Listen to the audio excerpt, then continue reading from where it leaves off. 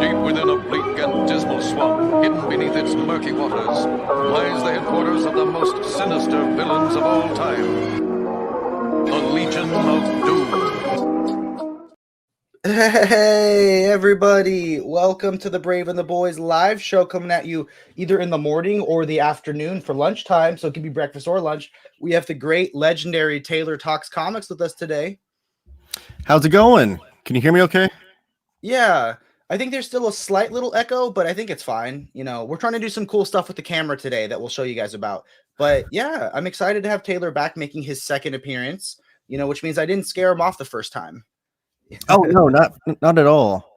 And you especially buttered me up by having me on your list of favorite YouTubers yesterday. Oh, that old thing.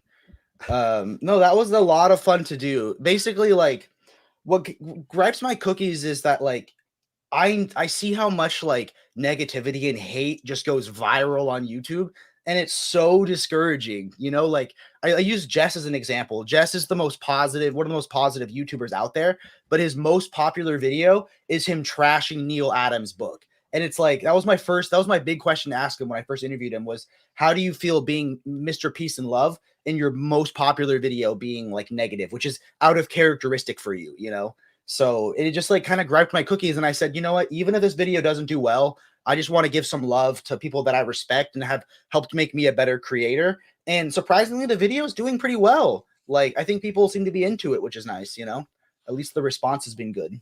Yeah, it's awesome. And I agree that I hate the negative attention that these videos get, like, on YouTube and comics YouTube. I hate the negativity that goes on. I think we talked about that a little bit last time I was here. Yeah, it's because I'm sure it takes you a lot of time to make content. It definitely takes me a lot of time, and I couldn't imagine going through that whole process just to shit on something, like just to shit on somebody's art. Like, I don't think I could enjoy sitting down and editing for an hour plus on a book that I hated. Like, why would I want to spend time on that? Like, I understand being critical. It's okay to, like, have critical thoughts about a book, but not just tear a book down for no reason, Are you muted? I don't hear you talking. While we're doing that, let's look at the comments. We got James Abel, the backbone, doing a bat symbol. Then we got Bat Cato saying let's go. Ryan Bragg saying hello. Our dear friend Illuminati, who also made the list of best YouTubers.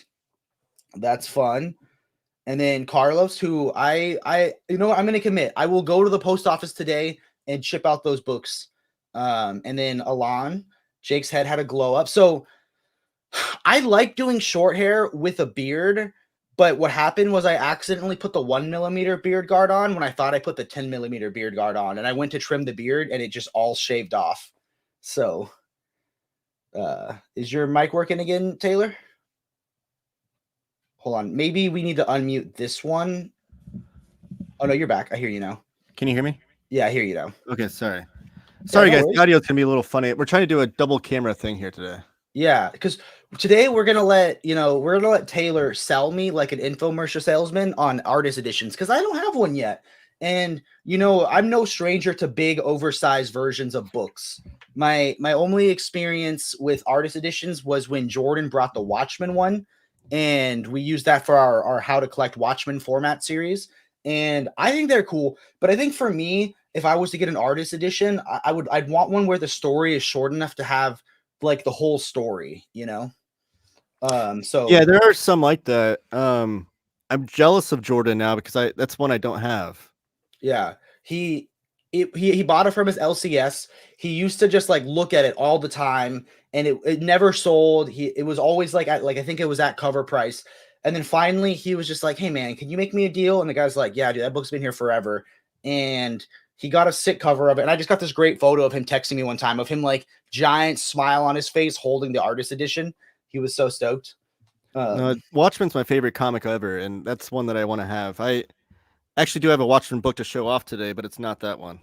Really? I've never read Watchmen. Is it good? I'm just kidding. Negative content brings in the drives by views, but positive content builds a community. I completely agree with that. I think that's one of the important things that like I learned as I grew as a YouTuber is it's not just about getting views. You want to have like a Discord or a Reddit or some place to start to build that community at like a deeper level, you know? Yeah, and that's one thing because I do social media over at Near Make Edition with Omar. Yeah. And I told him was like his subs aren't as high as some other YouTubers.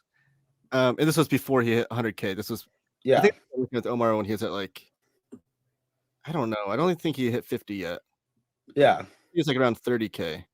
And then you brought in the other 70,000, right? Absolutely, all on my back. No, Yeah. no kidding.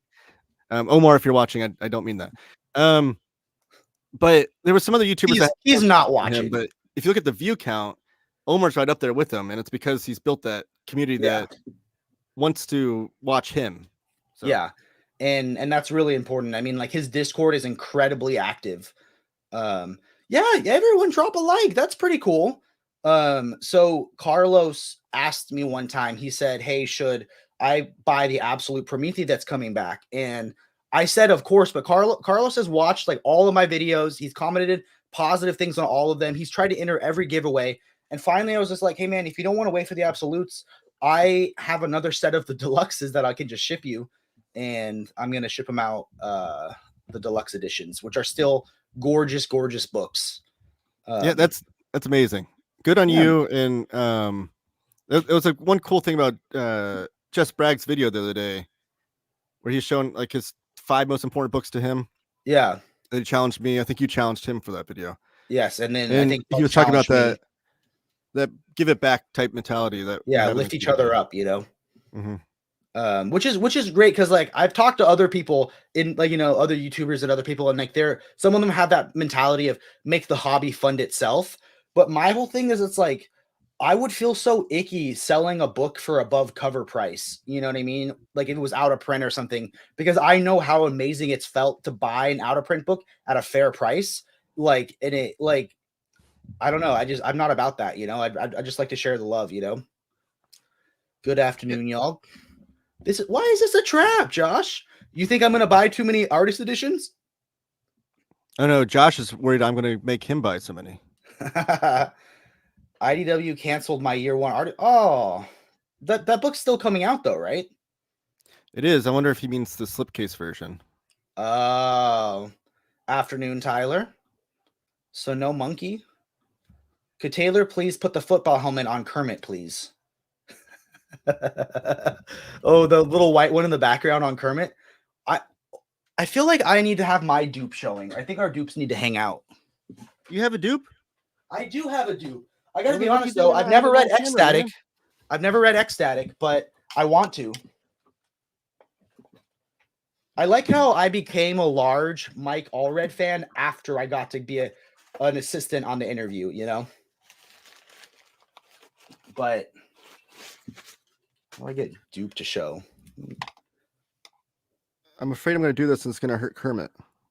Yeah, don't do anything that harms that perfect green guy. I think it's going to fit though. I think it fits perfectly actually. He can't see though. But protection is good. You got to wear a helmet, Wear a seatbelt, wear a helmet. But no, he's like one of those Jedis. It's like a Jedi Force helmet. You know what I mean? Like he's sensing where the blaster is gonna be. Okay, have either of you guys read The Boys? I love the show, so I bought the hardcover omnibus. People give the comic a lot of crap, but honestly, I think it's better written than the show. I haven't read The Boys. Maybe that book will be in my future because I did recently get in contact with the people at Dynamite, and we're going to try to work some stuff out. But I've heard some negative things about the book. I heard that he wanted to out Preacher, and part of me sometimes thinks maybe he got the wrong message from Watchmen or he got the wrong message from Preacher, and like those, it's like it's not the answer isn't supposed to just be gross and violent. There's supposed to be a reason for it, but I've never read it, so I will withhold my opinion. Have you read The Boys? Who's this, Chris? So I read The Boys when it first came out, and I read the first 6 to 12 issues. Is my audio okay? Yeah, it's fine. Okay, I just feel bad. I don't want to. I hate when there's crappy audio. You're good. So I read it when it first came out, and I hated it. I was like, okay, I get it, Garth Ennis, you hate superheroes. I understand. But do I need to keep reading this? However, I do want to revisit it because in that time, because that was like 20 years ago, probably. I don't know when it first came out. In that time, I've read Transmetropolitan and really fell in love with Derek Robertson's art. So now I want to go back to the boys and see if maybe the art will keep me in it. But yeah, I agree with your point about Watchmen. I think Ennis and Mark Miller are both guilty of reading Watchmen and thinking like, oh, that's how you make comics. Yeah, because that was like not what Alan Moore was trying to do. Alan Moore loves superheroes. He just thinks that certain archetypes shouldn't be romanticized. You know what I mean? Yes. And but like you hear interviews of him where he talks about how he was sick, so his mom went to buy him a comic, and she accidentally bought him the wrong one and bought like a Fantastic Four comic, and it like blew his mind. And he writes some comics where he shows nothing but love for them. Like there was one when he first went to Image, I think it was like a Fantastic Four homage, like 1969 or something like that. Like it only went like 1963, only went like 6 issues or something. But Alan Moore loves superheroes. He just thinks that you should take a critical look at them sometimes. Maybe Batman with Robin would be a little weird, a little bit of a weird duo, you know. But and I think like his whole point is that, like, I guess this is what I took from Watchmen. The real hero in Watchmen, or like one of the real heroic moments, is when the newsstand owner kind of shields the boy, right? Like they're strangers. He's not a superhero, and he tries to save another human, not in a costume, not for glory, not for any other reason. He just shields his body, you know? And like that to me is like the heroic moment in that book versus like, because the heroes shouldn't be people that dress up or make it their identity, because that's kind of a weird thing to do, you know? But yeah, maybe it really toes that line of fascism at a certain point when you're taking the law into your own hands and you think that what you're doing is the correct way. And that's not to take away from superheroes in general. They're obviously, superheroes can be great and fun escapism, but if we're looking at it a real point, but yeah, Alan Moore loves superheroes. That's actually a video series I'm working on a little bit. Yeah. That's why I picked up you saw my haul the other day, Top 10 and Tom Strong. Yeah, which and then are fantastic books. Top 10 is a little more of a critical look, but I think it does things very special. But Tom Strong is just a celebration, you know? And it's cool that he does both. It's like I think like Tom Strong was supposed to be kind of like a Doc Savage type. I feel like Jeff Johns, when he wrote his issue of Tom Strong, he tried to write Tom Strong as Superman. The Brubaker Tom Strong stuff was also pretty good. But I can't believe we never got Tom Strong in Absolute, though. Like, the deluxes never got finished, which was a bummer. So I can't dive into the deluxes. So they've had standard size hardcovers, deluxes that didn't finish, and a compendium. Well, I guess it would take 2, right? I think so. I would maybe say 2 and then throw in the parts where Promethea and Tom Strong cross over, like how it's in the Promethea Absolute. But I love Tom Strong. I thought it was awesome. And it was just refreshing because when I did my Alan Moore readathon, like some of those books burnt me out so much, but Tom Strong just rejuvenated me. Okay. I'm excited to dive into this. Another one I would pitch as far as a Alan Moore Loves Superheroes story. If I can try, I'm trying to dig it out of this stack without knocking books over. Yeah. I love that that's like one of the only interpretations or adaptations of his work that he's a fan of was the Justice League episode when they did that episode was phenomenal. But that's on my list of like favorite Superman books. I like For the Man Who Has Everything a little bit more than Whatever Happened to the Man of Tomorrow or whatever. I think the For the Man Who Has Everything story is a little bit better in my mind, but that's just because I haven't read a lot of Silver Age Superman. So, I mean, I've tried to get through that omnibus. It's just a little too wacky for me. Yeah, I can see that. That was I do one of your most like that books, they also though, right? collect the Swamp Thing story in here too. But that was one of your most hyped up books, right? Silver Age Superman. Yeah, that's one I was most excited about. Did it live up to the hype when you got it? So I'm about halfway through it right now. It's doing what I wanted it to do. It's just like funny, wacky Yeah. one and done stories. That Superman in the story doesn't ever. There's not a lot of like fisticuffs. There's not a lot of Yeah. like punching and stuff. It's like a lot of him outsmarting the villains. Yeah. I think especially with like a book like that for me is like it wasn't meant to be binged. You're supposed to just take one issue at a time and then kind of like let it breathe because they're all kind of all full stories, you know what I mean? It's yeah. I have the artist edition of how do you pronounce that? Frazetta Frazetta. Tashin? Oh, Tashin, yeah. Nice. Tashin's the publisher, right? Or is that the Yeah. person's okay. I saw they had that awesome Silver Surfer book that you got, right? Yeah, it's over here. I don't know if you. Yeah, you don't have to grab it. Oh, it's in the box. Okay. Yeah. Agree with Jake. Never sold my books above cover price and honestly rarely sell my books in general. It's okay to curate the collection. I think I might be interested in selling off a little bit of my Marvel just because I read so little of it. But for me, it's like there's the value of something when you don't have it, the value of something when you have it, and the value when you no longer have it. You know what I mean? I feel like I sold some books to help pay for my wedding.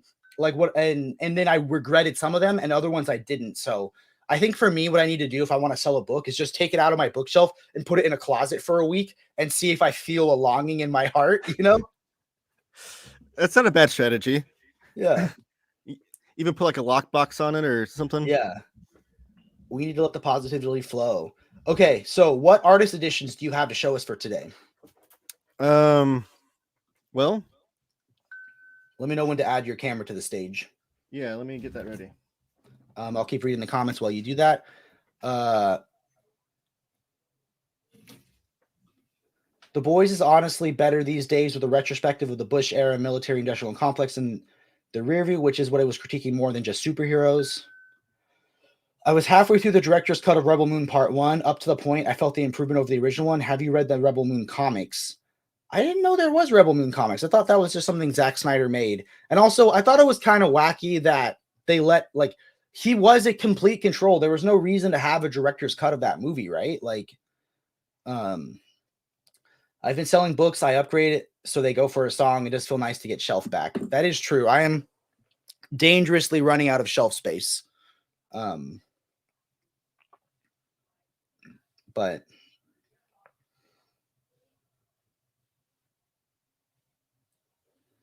so what's everybody in the chat reading right now? Let me know what you're reading.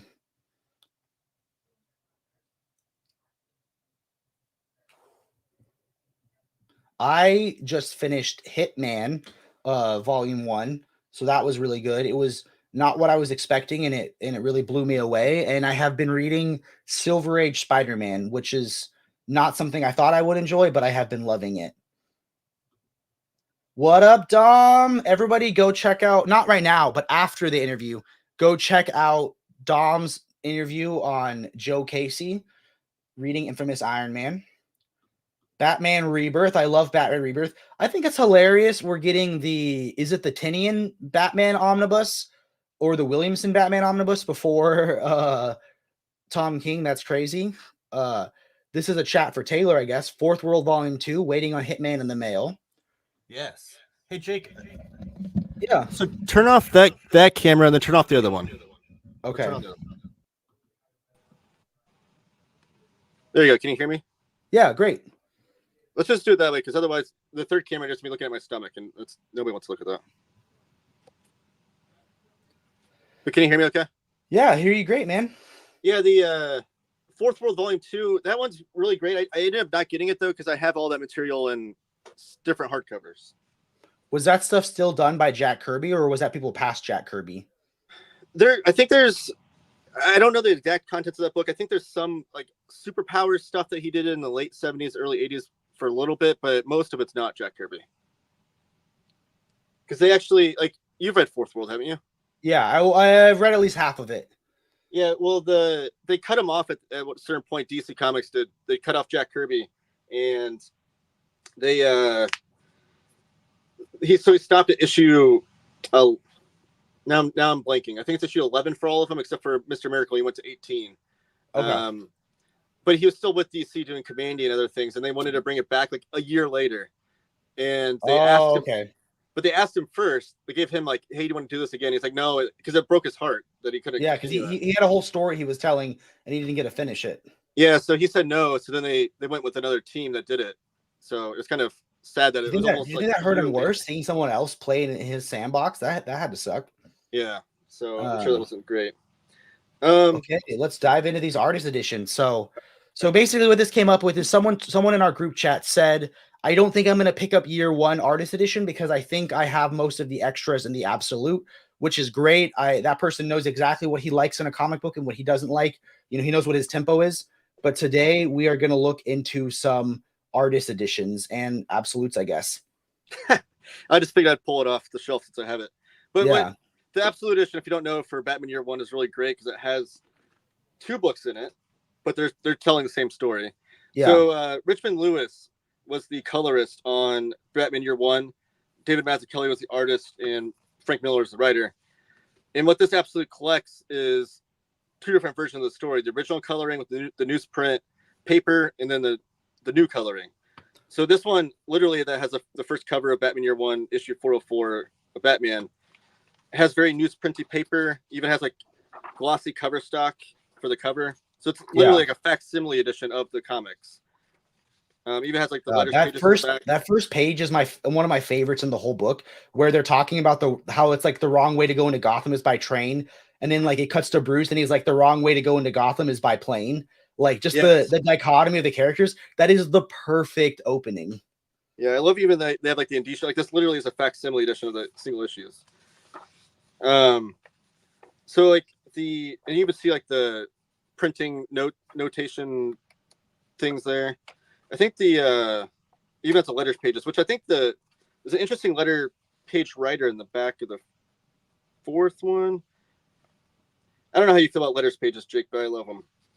I think in something like this, where it's a facsimile edition, it makes sense. You know what I mean? So it's a great way to like look at history. I'm totally fine with them. I mean, I don't like binge them, but like if they're there, I'll scope at them. I love them because you get to see the reader's context of reading these things in real time. It's kind of like seeing Twitter, I guess, back in the day. True. The interesting one back here, though, is Walt Flanagan on issue 4 wrote a letter. Walt Flanagan is the artist on the Kevin Smith Batman comics. Oh, nice. He's also one half of Tell 'em Steve Dave, and he's on comic book. What was that TV show that Kevin Smith had about comic book? Comic Book Men? Comic Book Men, yes. Walt Flanagan's the shop owner. Oh, nice. Yeah, so it is always fun when you get someone writing in and they become some famous writer someday. Oh, that's my favorite thing. And in the early Marvel omnibuses, you'll see that quite a bit. All right, so I'm trying to find a certain page where it's like really shows off. It's one of the last pages of one of the issues. Oh, here it is. All right, this is bed scene when Jib's there with his wife who's pregnant. So this one is like the new coloring. So, and Richmond Lewis still did it. So it's recolored, but it's done by the original colorist. Yeah. And Richmond Lewis. And that was just, the newspaper was just like the techniques of the time, right? Like it was like that was the coloring that they could do back then. And then this was like, I guess, a quote unquote improvement, right? Right. Yeah. So or remaster. I know improvement's a dicey word because there's probably some people that are like, no, you got to read the story on the news printing. Yeah, I mean, there's going to be purists and whatnot, but as long as if it's original colorist, then I don't mind at all. So here's a page that really shows off like what they did, what Richmond Lewis did differently, what she did differently, what she's coloring it. So she even added some like different patterns and techniques to this. Like you can see the bed originally didn't have any patterns on the spread. Oh, that's crazy. That is a good example of showing it off. Yeah, so that's the one I always like show up. It is different. It's a different experience, but and there are extras in the back as far as like original pages and whatnot. So that is what sparked the conversation in our group chat. Which I do also own this absolute, and I'm a big fan of it. Yeah, and I think Batman Year 1 truly, like, one day I want to curate what I personally think is the top 10 greatest comic books of all time list. Yeah, and I think that'll be on it. It'll definitely be in consideration because I think it's just such a pure, like, great superhero origin story. Let's pause for a quick second to ask a question that someone has for you. Alon asks, question for Taylor: should I start with Maggie the Mechanic or Heartbreak Suit? Ooh, for Love and Rockets. Personally, I like the Maggie stuff because that's the Jaime Hernandez. He's my personal favorite artist, but you can start with either one. Heartbreak Soup's going to be more Palomar stories. So I guess the easy way I could describe it is Heartbreak Soup's going to be more, or sorry, Maggie and the Mechanics is going to be more like teenage melodrama in the punk rock scene with some sci-fi elements. The Heartbreak Soup's going to be more of like soap opera in a Mexican town kind of thing. Nice. If that's an easy pitch for those, but they're both great. This is a great comment by Carlos. I can hear your amazing documentary to Dom. I can hear your amazing documentary voice as I read your comments. I think I do the same thing. It's like how whenever I read Batman, I hear Kevin Conroy's voice. You know, Dom's voice is iconic, so I hear it when I read his comments. You need to hire him as a producer, and he'll just read the comments for you. All right. So one thing I want to show off first before we get into like the true artist editions is the fact that Chip Kidd is the book designer on the Batman Year One artist edition. Okay. And I'm a sucker for good book design, and Chip Kidd's one of my all-time favorites. So I want to show off some books that Chip Kidd was the book designer on. This first one is Panel by Panel Fantastic Four. He did this one with Jeff Spear. And this was put out by Abrams Comic Arts. Okay. I have a video on my channel. You can see I ripped the dust jacket. Oh, I did that during a video. Oh my gosh. I know, it's embarrassing. Did people comment on it? I feel like yeah, I think someone did. They're like, oh no, because I made a comment while I did. I was like, I left it in there. Because the dust jacket, the way he designed it is like really long, like the French flap. So I was trying to pull it out of the book and it snapped, it ripped. But regardless, that's not the point. So Fantastic Four panel by panel is literally blowing up each panel per page. So one page is a panel as you're reading it. So I've never been a fan of doing panel by panel reading, but if they blow up the art like this in an actual book, that's a really unique way to do it. Yeah, and they actually previously had done this project before where they blew it up, but they left the panel by itself isolated on the page. So when you see it, there's panels of different shapes and sizes. Yeah, it's gonna look kind of weird. There'll be a bunch of negative white space. So to get away from that, Chip Kidd would put. Let me see. Oh, so he put like a little bit of a panel down here. So when you're reading it, you're not really supposed to read that, but it's just there to cover up the negative space, really. Nice. Okay. And another difference is that with the original edition, the original version they did of this, it was not Chip Kidd, it was someone else. They used the masterwork version from Marvel, where they change all the coloring and whatnot. This one you can see. This is the real coloring. Yeah. This is photo scan. So Jeff Spear is a guy often collaborator with Chip Kidd, and he actually took really high quality photos of the comic, and then they just blew it up, so you can see all the bin day dots and whatnot of the printing process back then.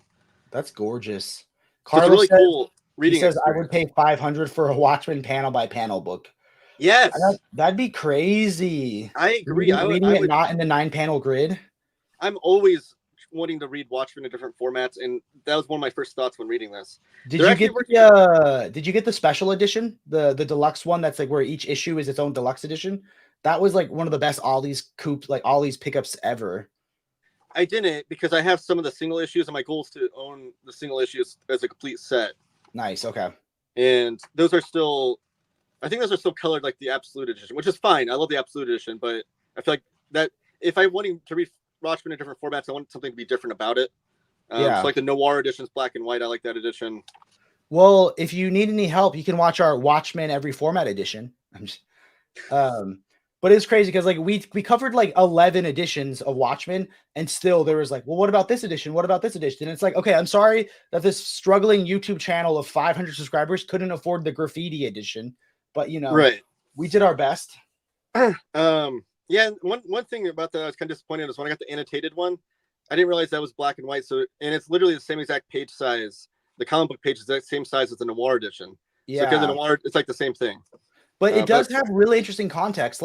Sometimes Jordan will tell me little tidbits from the annotated edition where he's they don't smoke cigarettes in the world. Everyone hand rolls, or they use tobacco pipes. And it's stuff that I've never even noticed before. Right. And that's what I love about Watchmen. So you can dive into so many different detailed aspects of it. So at the back of this book, though, they you get a little, Chip Kidd writes a little, I guess, that's not an introduction, forward, backward, I don't know. Writes a little synopsis there, but then you get Tom Brevoort doing a page by page synopsis. And in the back, you see the actual gorgeous book. Yeah, you get the actual photograph version of what Jeff Spear was working off of, so you can see all the rough up pages and edges of it. So now you can actually is this read a it. series? Are there other panel by panel books, or is this the only one that they've done? Well, they're working on a second one, and that's going to be. Actually, you know what I just noticed? Mm-hmm.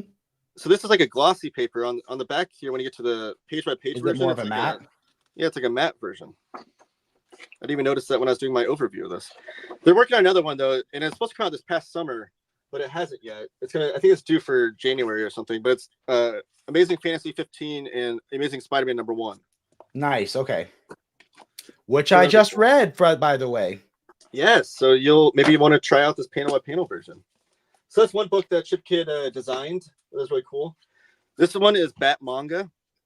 I just want to show these off because then when you get the artist edition of Batman Year One, you'll maybe notice some of these ticks and things that Chip Kid likes to do. There is a belly band on this one, which are like the bane of comic book shop's existence, because when you put these on a book, they become damaged all the time. Like there's no way you can put these in a. And then when you try to sell it, it's like a damaged prop. I don't know. Yeah. But one notation about that though is that Chip Kid was a designer on the Daredevil by Frank Miller omnibus editions that everybody hates, which I don't understand why, because they're cool. They look great. And the original version of that actually had a belly band. It wasn't a full dust jacket. I think Omar shows it off on his channel. Yeah, I think I remember that one. Is this one soft cover? So this one, yeah, it's like flexi cover. It's like a French flaps. It's like a thicker soft cover. It's more like the Treasury editions almost. But this is Bat-Manga. So Chip Kid is a huge, giant Batman nerd, and he is often looking up all the different types of a Batman and ephemera that he can. And this is all the Japanese kind of stuff. So Bat-Manga was a huge thing. They've released like tankobon editions of the Bat-Manga story, which you can find. But this was my preferred format to read it in. And you get all this cool like culture of like how Japan interpreted Batman and what they did with the Batman character with all those different things. Is this a modern book, or was this a book that came out during the time of the show? The manga? Yeah. Or this book itself? The manga. The manga came out, yeah, shortly after the Adam West Batman show. Okay, cool. I didn't know if it was like a love letter to the show, or if this book was a reproduction of a manga that had come out during the time of the show. Yeah, it was Japan was definitely trying to jump in on the buzz and the craze of the Adam West Batman series for sure. One like kind of signature thing that Chip Kid does all the time is blows up a panel like this, so you can see it in its like true size.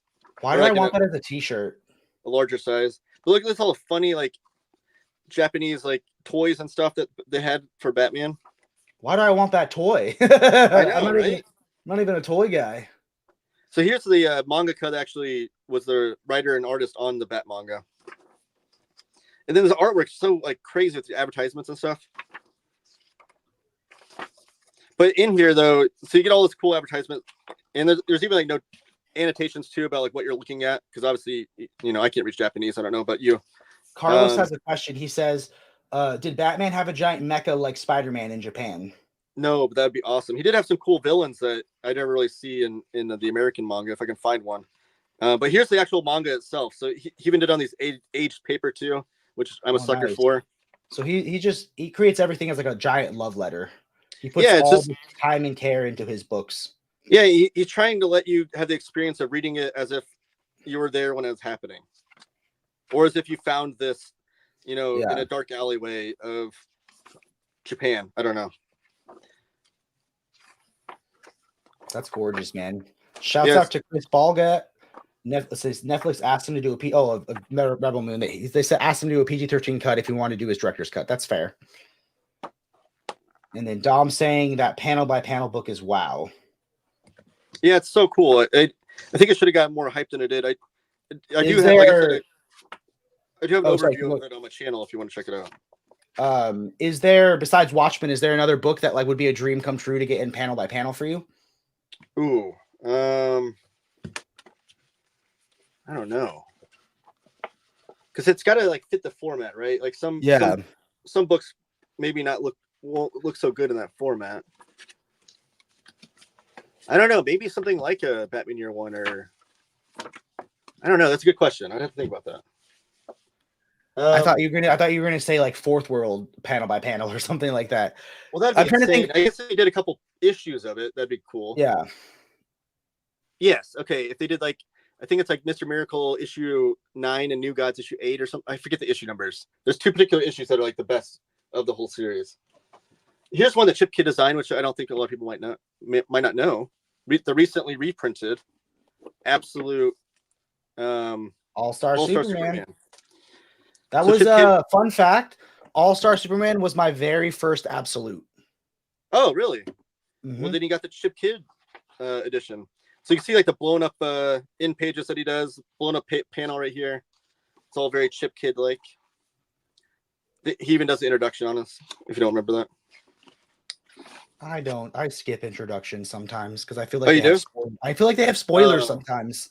They do. Like That's true. sometimes I go back and I read the introduction after I've read the book. But if I've read the book before, I'll read the introduction. Or if I haven't read the book, I usually read the book first and then go back to forewords or introductions. Because sometimes they spoil, sometimes they don't. You know what I mean? A good introduction shouldn't spoil because you'd think it would be. That's the idea, is to introduce you to the story. But I'm also I'm a fake fan. I don't even read what you weren't there on the last live stream, but it came out that I don't read backups. If I'm binging a comic book series, I skip the backups if they don't pertain to the main storyline, and everybody was aghast and shocked at me. What, like, give me an example. Okay, so I recently read the Superman War World compendium, right? Which was the Philip Kennedy Johnson Action Comic stuff, which was phenomenal. But the backups in it, like, were like a side story that had nothing to do with the main storyline. So it would be like because they try to pad the issues of the comic book so you're getting more of a value. So it was a different creator team, and they just wrote like some short stories in the back as like Philip stuff. And I just skipped it to go to the next issue because usually the comic would end on a cliffhanger, and then it just felt like it would take me out of the main storyline. Another thing is like some of the was it? I don't remember. I think it was the Williamson Batman stuff. Like he had his backup issues with he created a character called Ghostmaker, and all the backup issues was like Ghostmaker out doing side stuff on his own that didn't pertain to the Batman storyline that I was reading. So if I'm reading the issue by itself, I'll read the backups. But say I'm binging like 15 or 20 issues that tell an overarching story, and the backup issues in the end don't pertain to the story, I skip past them. So all right. Yeah. No, it's interesting that they didn't just put all the backups in the back of the book. They didn't map it differently. Yeah. Interesting. Yeah. All right. So this is the Golden Age of the World's Mightiest Hero. It's a Shazam book that Chip Kid did with Jeff Spear. And it's a die cut cover. Oh, that's gorgeous. See, but then when the lightning bolt goes over the letters of Shazam, which then you can see when you open it up. That's perfect. What each letter indicates.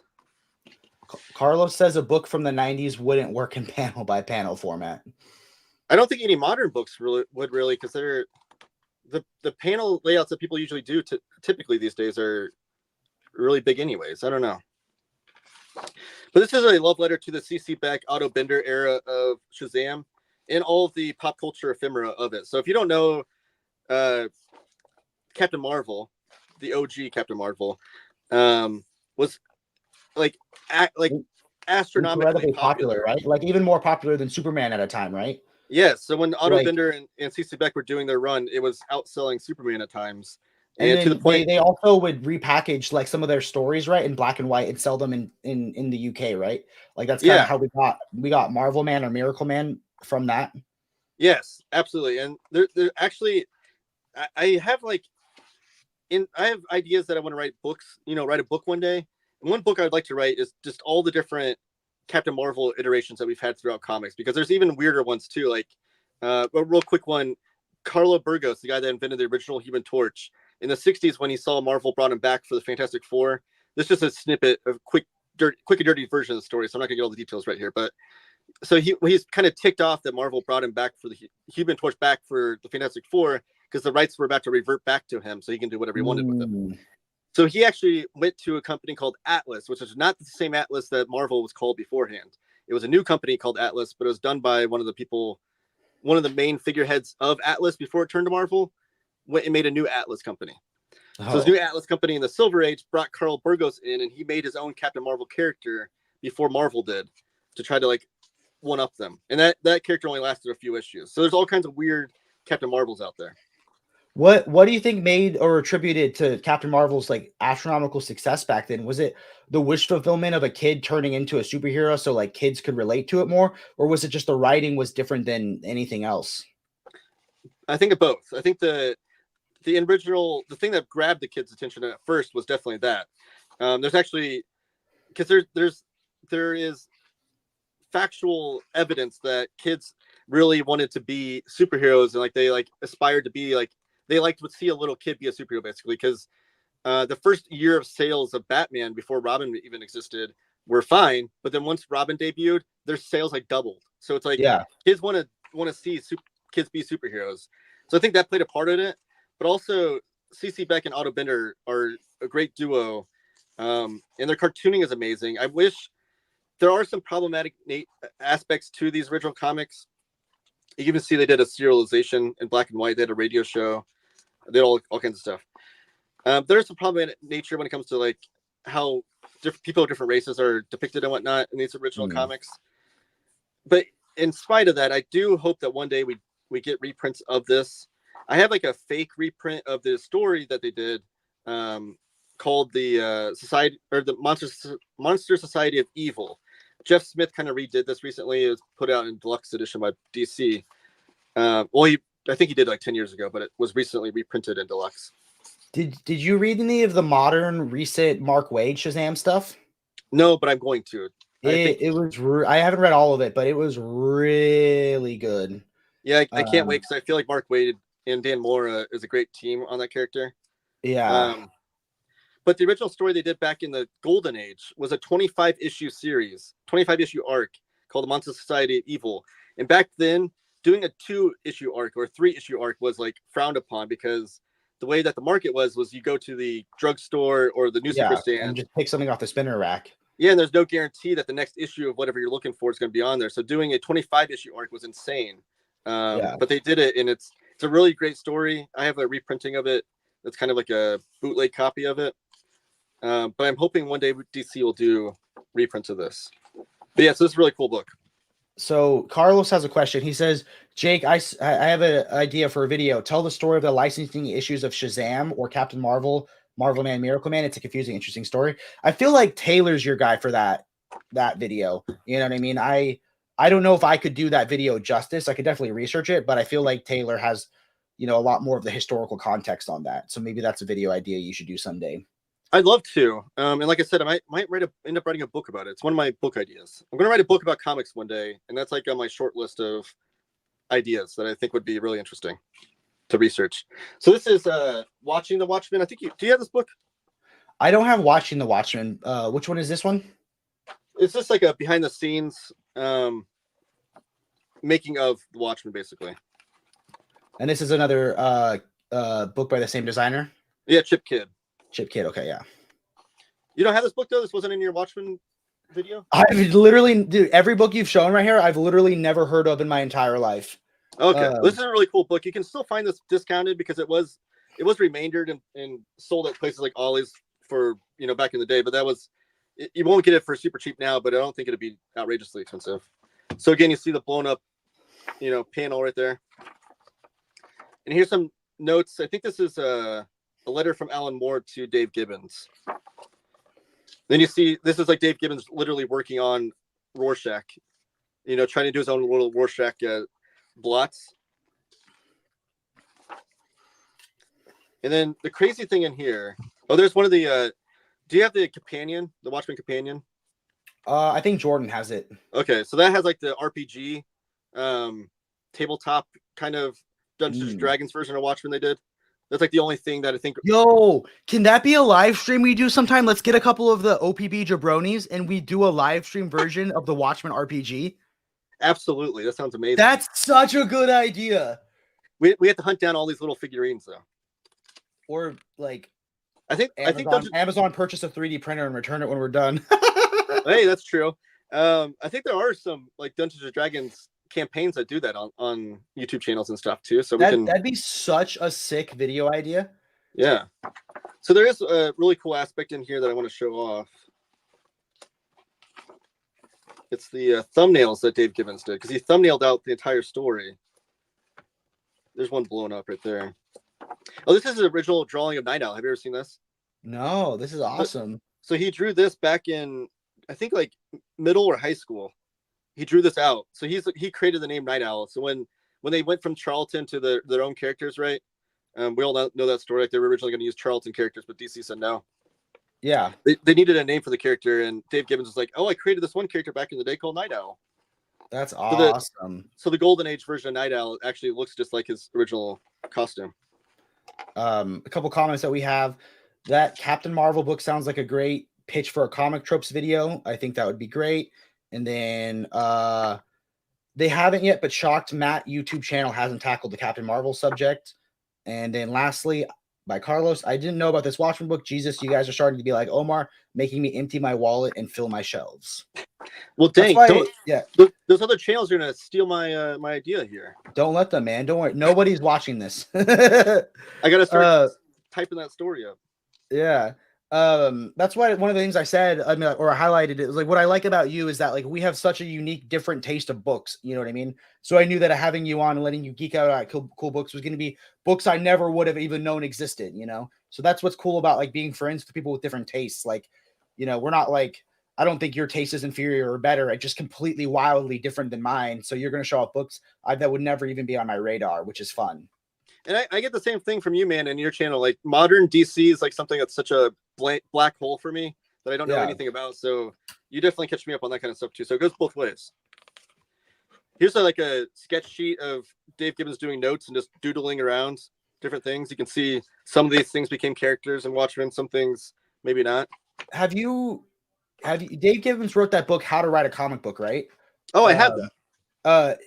I think you would really get some value out of is Tom King interviewed on, I think it was the Word Balloon podcast. If you ever listen to Word Balloon, Tom King had a guest hosting appearance on Word Balloon, and he interviewed Dave Gibbons, and basically he just interviews him on how to write a comic book, and he goes step by step through Dave Gibbons' process as they write a comic book together. You should, I'll link that to you, man. I think you'd get a lot of value out of that interview. Yeah, I haven't heard that. I would like that. I have that book though, the How to Write Comics by Dave Gibbons. Yeah, it might be. That was a fascinating interview, just because Tom King is just such a geek, and I think it was around the time when he was writing Rorschach, so there was a reason for him to be interviewing Dave Gibbons. Yeah, no, I'll definitely want to watch that. But that book, it's a really great book too. Even if you don't plan on writing a comic, I think it's kind of deceiving. That's called How to Write Comics. But it really goes into the process of Gibbons writing comics, and he gets some behind the scenes stuff of how he writes comics. Like, cause he does pretty detailed outlines, which is these are his thumbnails. So these are just him like dashing out sketch ideas before he gets down to like pencil and paper. And look how detailed these thumbnails are. Like, that's crazy. And these are supposedly true to size. So like this is like the size of paper he's working on is just like that, and he's just sketching them all out real fast. Mapping out the whole issue. Like, it's insane how detailed they are. But yeah, I'm a sucker for Watchmen and anything to do with it. This is Dave Gibbons doing a commission, it looks like. Oh, that's gorgeous. Or no, maybe Mark Lewis. Sorry, Mark Lewis did it. It says apologies to Kirby, Moore, and Gibbons. Oh. Because he's doing a homage to a Kirby cover. Here's more thumbnails in here. This is a great book, though. I highly recommend it. I lost this book when I moved, but my friend gifted me a book called Shitty Watchmen. Have you seen that book before? Oh my gosh, I want that book so bad too. That's a Jim Mafu project, I think. Yeah, like I think each issue was a different artist, and it was basically Watchmen, but as like different levels of stick figures. Yeah, and he did another version, Shitty Dark Knight Returns. Yeah. So a personal friend, who was an early interview guest on our show, like probably our third episode or something, he gifted me Shitty Watchmen, and it like was such a cool, unique book, but I have no idea where that book ended up. Man, I want that book. I need it. I keep wanting to track down a copy of that because I think it's a fun idea. There's also one that was going around online called I forget what it's called, but it was as if Rob Liefeld did Watchmen. Oh my gosh. And it's pretty funny. All right, so my first artist edition I want to show off is the first IDW artist edition. So let me try to move my camera up here. This is one that we put in the thumbnail of the show. When are you going to interview Tom King, Jake? I do actually have some exciting news. Not interviewing Tom King. I would love to, though.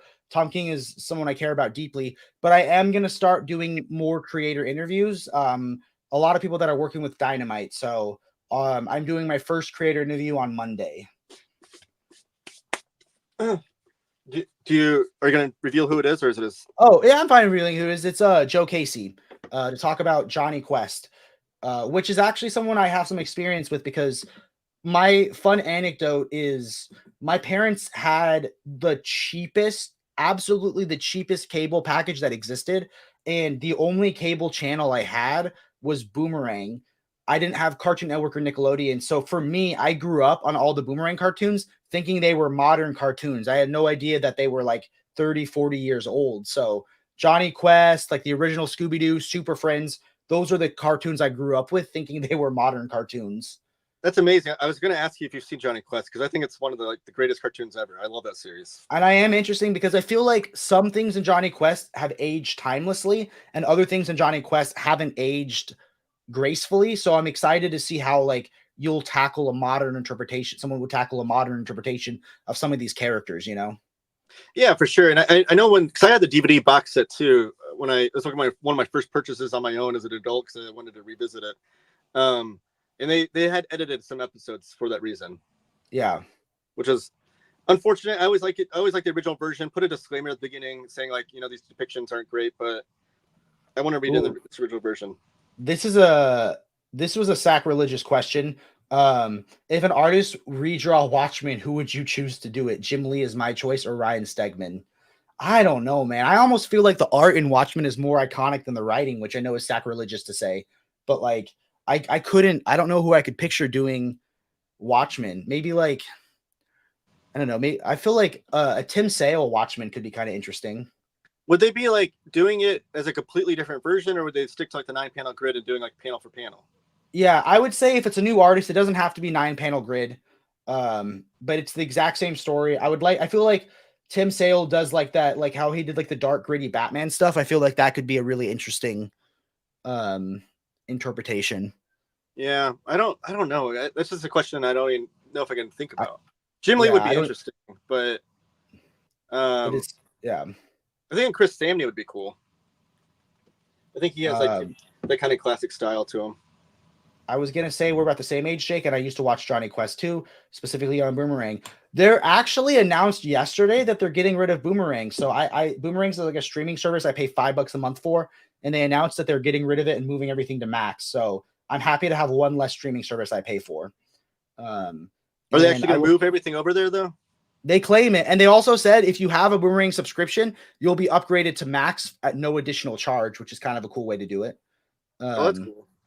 And then I will say Joe Casey have only watched the first Johnny Quest series and nothing else. Okay, good to know. And it makes me sad that Gen Alpha has absolutely no idea who the old Hanna-Barbera characters and things like Johnny Quest. The modern comic industry is probably the safest bet for them. Yeah, like there's other ones like some of the titles that Dynamite are going to be putting out, like Herculoids. Like I feel like nobody else my age knows who the Herculoids are, you know? Or Thundar the Barbarian. Yeah. But those Hanna-Barbera cartoons were amazing. I also like all the Scooby-Doo ripoffs. You know what I mean? Like how it was like Scooby-Doo, but with a shark named Jabberjaw, or Scooby-Doo, but he was a dune buggy. Oh yeah. Like Hanna-Barbera, that was like their thing. They made like 3 different versions of every cartoon they had. Yeah. I also love things like Wacky Races was great. Oh my God. Could you like DC when they did the modern Hanna-Barbera stuff, some of those books were amazing. Flintstones was incredible. I want to read that Wacky Races because I think they did it like almost like Mad Max style. Yeah. And then was it Snagglepuss? I think the Snagglepuss book was really good too. Yeah, that was Mark Russell. Exit Stage Left. Yeah, that was Mark Russell who did the Flintstones book. Nice. The Flintstones Deluxe is. I would never have pictured we were going to get that book. You know what I mean? Like it is one of those oddities that DC put out. Yeah. Okay, let's see Rocketeer. All right, so have you read this before? I haven't. All right, if you're looking for something that's a little not Marvel DC, but it's still kind of in that vein of superheroes, I think you'd enjoy this. Okay. So this is Rocketeer. This is a character that Dave Stevens created back in I want to say the early 80s. and Okay. he was a storyboard artist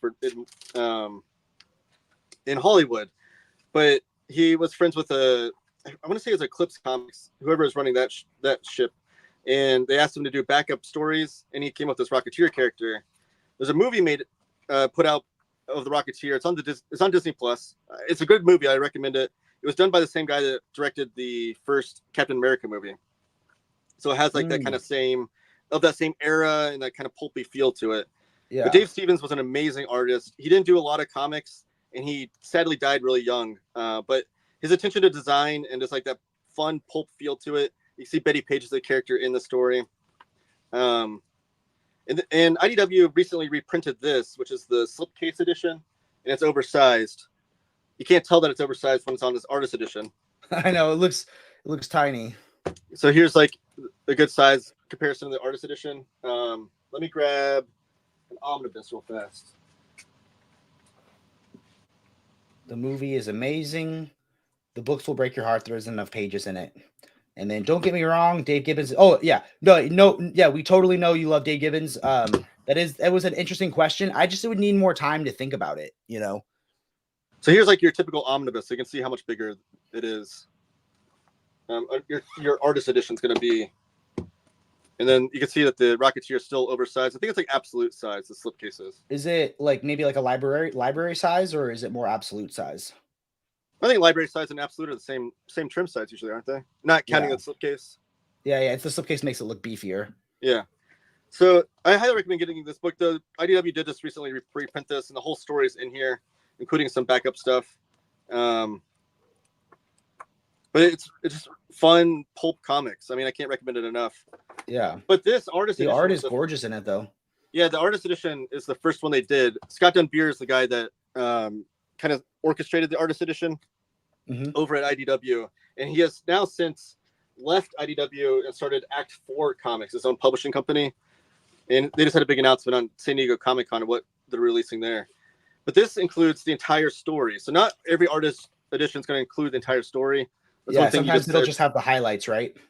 Well, if Scott Dunbier had his way, I think they would include the entire story. It's just what he can find as far as the original art goes to scan it.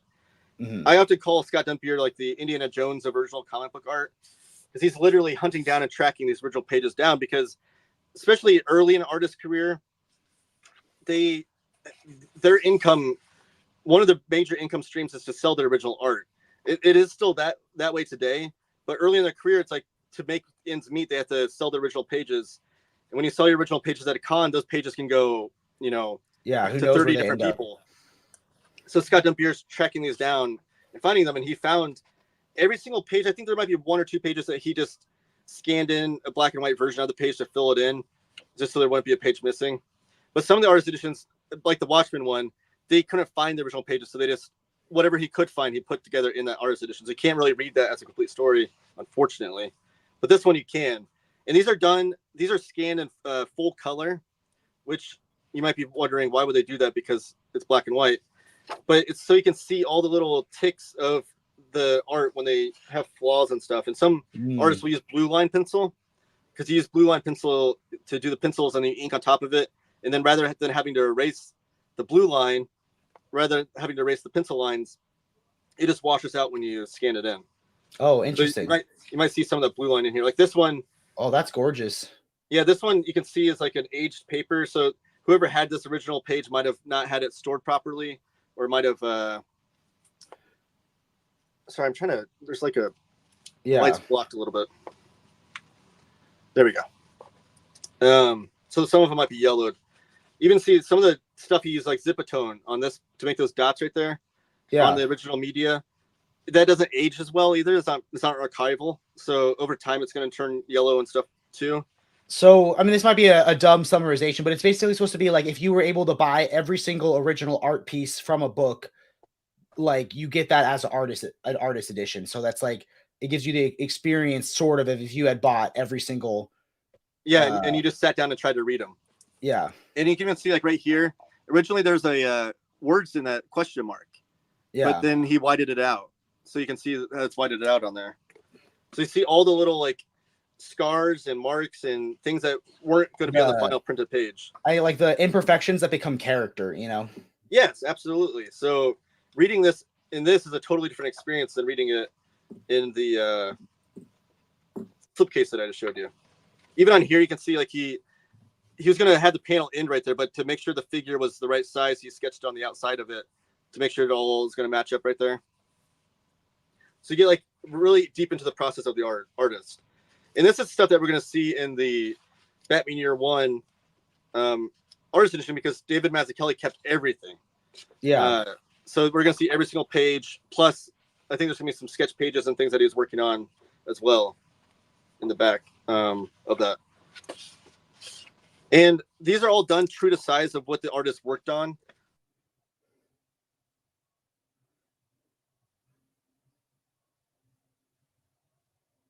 Oh my gosh. I think this is my first super chat I've ever gotten. Here's a super chat to help you pay for the shipping. I'm going to finish watching Rebel Moon. Stay brave and thanks again. Thank you so much for supporting me, man. That's awesome. Here's John Byrne's X-Men Artist Edition. This one is just recently reprinted. So before IDW had a distinction, they had Artist Edition and they had Artifact Edition. The Artifact Edition were not collecting a complete story. Artist Editions did. They reprinted this as an Artist Edition to get rid of that. I don't know. It's very strange. Oh, go ahead. You can go ahead and read that. Oh yeah, I did. I think the mic was okay. out. But yeah, that was awesome. I think, like I said, that's probably my first super chat I've ever gotten. Oh wow. Yeah, so that's a big moment for me. That's amazing. So this is John Byrne's Artist Edition. Like I said, this doesn't collect full stories. This just collects certain pages from the iconic X-Men run. Did you say what the distinction was between an artist and an artifact edition? Oh, sorry. So Artifact Edition was not complete stories. They were just the kind of hodgepodge of pages. Got it. So Watchmen is an artifact edition because they weren't able to collect all the pages? Correct. Okay. But then when they reprinted this, they got rid of that distinction and just called this an artist edition. So Artifact Editions are, I guess, no longer a thing. I don't know. Got it. Okay. I'm not sure why they got rid of that, but there was a distinction there that made it nice and simple. I mean, it makes sense probably just to have one line, you know? Yeah. You see these pages are really aged too. This is X-Men early, maybe late 70s, early 80s. So these have been around for quite a while. How quickly you forget. Wasn't that to Jordan, though? So that was my second super chat. I'm so sorry, Josh. The internet never forgets anything, but I clearly do. Josh was your first. I could have sworn that went to Jordan, though. And I think it was specifically said it goes to Jordan, not me. Even James Abel remembers. Yeah. Oh, I mean, even James. Of course, James Abel remembers. Yeah, he's like the oracle of comic book YouTube. He's like the Watcher, to use a Marvel reference. Sometimes I feel like none of us exist, and at the end of time, it's just James Abel looking at a snow globe, and that's what all of comic book YouTube is. It's just all in his head and his imagination. Yeah. But some of these pages, I just wonder, like, did someone have this like on their wall with the sun beating down on it? Like, how did this got so yellow? I know, but it kind of gives it character, though. Like, yeah, what's that like style of art where like when your pot gets cracked and you fill it in with gold? It has a fancy name. I don't know.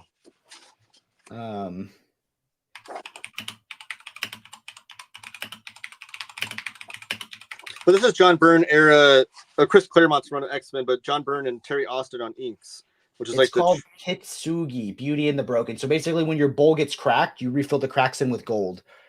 Oh my God, Taylor, here, go watch some Star Wars. Another super chat from Josh that goes to somebody besides me. Go watch Star Wars. Do I not watch enough Star Wars? What's that in reference to? Yeah, come on, tell me every episode of The Acolyte what your thoughts were.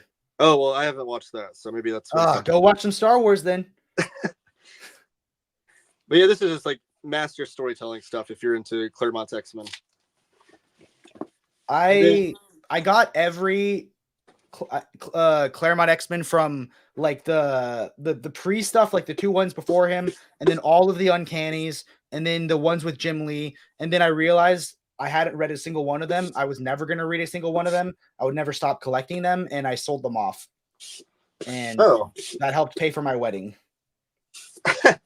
So do you think you're ever going to read that run?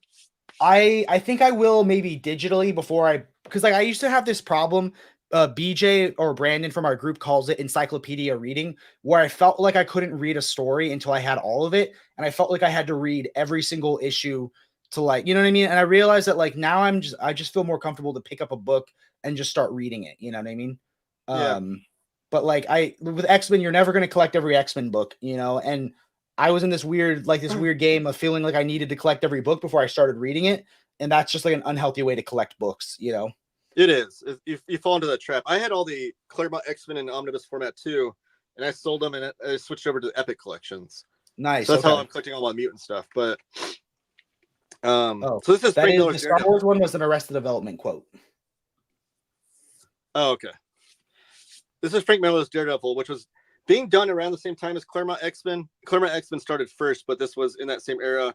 And during the same era was Walt Simonson's Thor. So Jim Shooter was the editor during that time, and these projects were just amazing. So this is early Frank Miller stuff, and this was originally also an artifact edition, then since been reprinted as an artist edition. So this does not collect complete stories. And this also has a lot of inking and artwork done by Klaus Janson too. It's not just Frank Miller, because eventually have you read the Daredevil Frank Miller run, Jake? I haven't. I own them, but I've read Bendis and I've read like Bendis to Wade, I think. Okay, you own the omnibuses? I do. I own the. I don't have the Electro one, but I have the omnibus and I have the companion. And I've heard from a lot of people say the companion is a little bit better. And then I just collected a book that I've wanted to buy for it's shipping to me from OPB, but I always wanted to get the Jeff Loeb, Tim Sale Marvel omnibus, like the colors one. Oh, and I just got Hulk gray, Spider-Man blue, and Daredevil yellow. So Captain America white, and then the recently announced Wolverine Gambit Gallery Edition. Ooh, true. So that was the first project that Tim Sale, Jeff Loeb worked on for Marvel, was Wolverine Gambit, and that's going to be released in Gallery Edition. So all of the entirety of their collaborations at Marvel will be in Gallery Edition now. Ooh, a new Absolute just got uncovered in the Penguin listing. Someone just sent it to me. Oh, breaking news! What is it? Absolute Superman Red Sun. Oh, I don't own Red Sun. I've never read Red Sun. The deluxe edition has never been in print. The only thing I've done is watch the DC movie. Oh, wow. So, I've never watched the DC movie, but I've read the comic. So how do you think it's going to be as an absolute? Is the art good?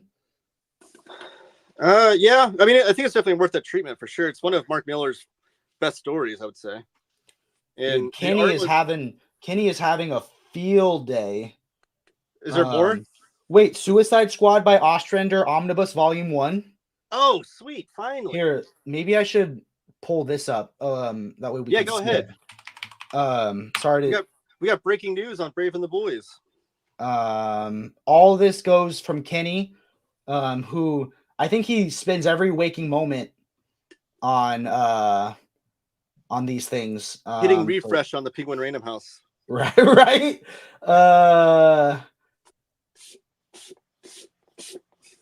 Window, here we go. And then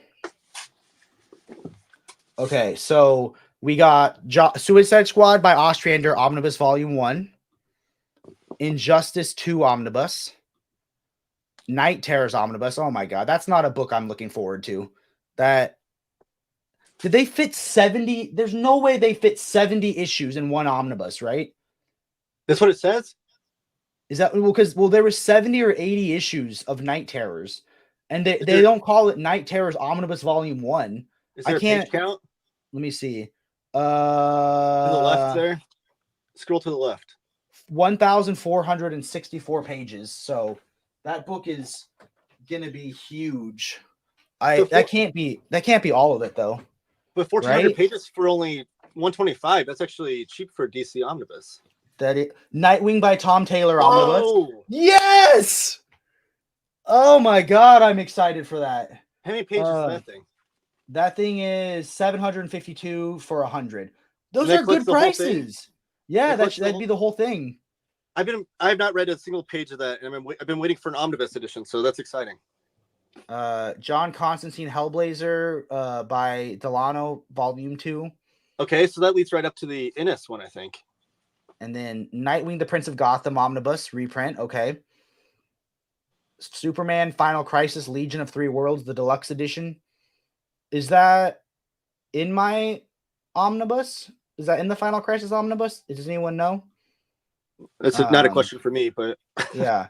Nightwing, A Night in Bloodhaven Compendium 2. Dude, I just can't get into Chuck Dixon's art, man. Like, wait, his writing? Or no, not Chuck Dixon. Who's the artist? What's his name? Steve Dillon? Is it Steve Dillon? No, it's where's my compendium? What's the artist's name? Scott McDaniel. I'm sorry, Scott McDaniel. Okay. I can't get into his art, man. Everyone looks like a boardwalk caricature. Scroll to the right. What issues of Nightwing does that collect up to?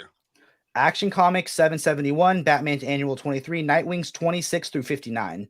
All right, and then Nightwing Secret Files 1 and the 80-page giant and the Target number 1. How many pages is this guy? 1,000? 1,112. That's chunky. The compendium format's something I've been dabbling in recently. The Lobo one's the biggest one they released. I've been reading it, and it's holding up great. I actually really like the compendium. Like Sweet Tooth is a good compendium. Yeah. Tom Strong that you got, I heard was great. Well, yeah, I have the Tom Strong one. Top 10. There are some.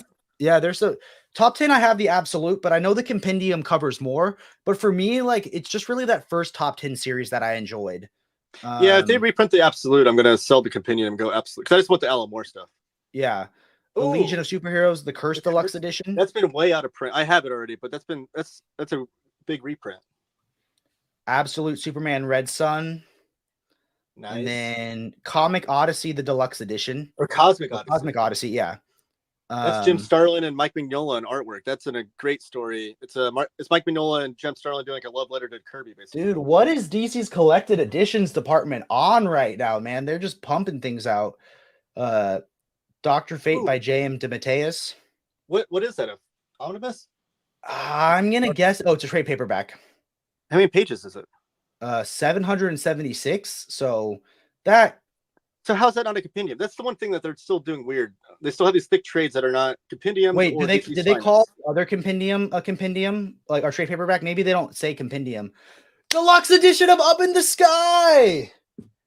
Oh my gosh, this is my favorite Superman comic book in the world. Is it the Tom King story? Yeah. Yeah, the one that was like released in Walmart first. Yeah, Up in the Sky. Have you read it? No, I've not. Dude, do you own it? No, I don't. I might have to pick this up. I don't know. I can send you my standard size hardcover if you want it, man, for free. It's such a good book, and I really recommend it. I have the trade paperback signed, and then I got the standard size hardcover when they had like a mystery restock of it. But I don't need. I mean, I'm trying not to have 3 editions of books anymore. You know? No, that'd be great. Justice sent me the Tom King's Supergirl trade paperback because he upgraded to deluxe. Oh, nice. Woman of Tomorrow. Have you read that yet? Not yet, but it's on my to read stack now. The Death and Return of Superman compendium. Okay. With a sick looking cover. Yeah, that looks cool. They actually did a different cover for it. Red Hood and the Outlaws again. Reprint, yeah. I would like a Red Hood from Rebirth one. See, Golden Age Omnibus Volume 1. That's an interesting choice because they're doing the DC's Fine. Oh, Spectre! Yes. I also saw they're redoing Dead Man. Yes, I have that one already, but I need Spectre. Do you have Phantom Stranger? No, I need to pick that up still. It's before it goes out of print. Absolute Death of Superman. How many pages is that? 700? 264. Oh, 260. Oh, so that'd be a slimmer one then. So that's just the basic story. I did that triple page spread though is gonna look fucking gorgeous. On an absolute. You're right. The DC Universe by Steve Ditko omnibus. Wait a second. Hold on. That cover was recent. That's an old cover. How many pages is that? This is 1,168. Holy crap! I'm picking that up. That sounds like a book up your alley, doesn't it? So they reprinted the. Sorry, I'm all flabbergasted now. They originally printed that in standard size hardcovers, 2 volume standard size hardcovers. It's the same format I have my Fourth World books in, But that looks like they just compiled those together for an omnibus, like a bigger omnibus. Yeah. But those are out of print. I haven't been able to pick those up, so I'm gonna have to get this. DC omnibus. Hey, good for Brandon. That was his first DC event, so I know he's going to be excited about that. Oh, someone said, Jake, all the new DC is posted in the Discord. And then Superman's pal Jimmy Olsen, who killed. I heard this book was fantastic. You've not read this? No, but I heard it's great so things about it. Yeah, it's so good. Detective Comics New 52 Omnibus Volume 1. Oh my god, bro. League of Extraordinary Gentlemen Absolute. Oh my gosh. That's exciting. That's one of my favorite Alan Moore stories. I only have the omnibus of it. So that's exciting. Do you think you'll switch? I'll definitely pick this. Do you have the hardcover omnibus or the soft cover? The hardcover, the hardcover omnibus. So it's omnibus sized, but it collects volumes 1, 2 in Black Dossier. So I'll pick this up, and then if they reprint the other two, I'll get rid of the. Well, I don't think they'd reprint volume 1 if they weren't going to print the other ones. Yeah, this is a new. And I think you can probably still find Black Dossier. Yes, Superman by Philip Kennedy Johnson, volume 1. Ooh, does this collect the Warworld saga? Yeah, this is the Warworld saga.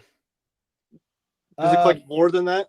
And it also collects Superman and the Authority, which isn't collected in the Warworld. Oh, that's what kicks off that story, right? Yeah. So the Action Comics stuff and Superman kicks it off, and then it has Infinite Frontier 0, and then there's a Superman and the Authority, which shows the Superman working with the Authority team that he goes to Warworld with, and gives more context.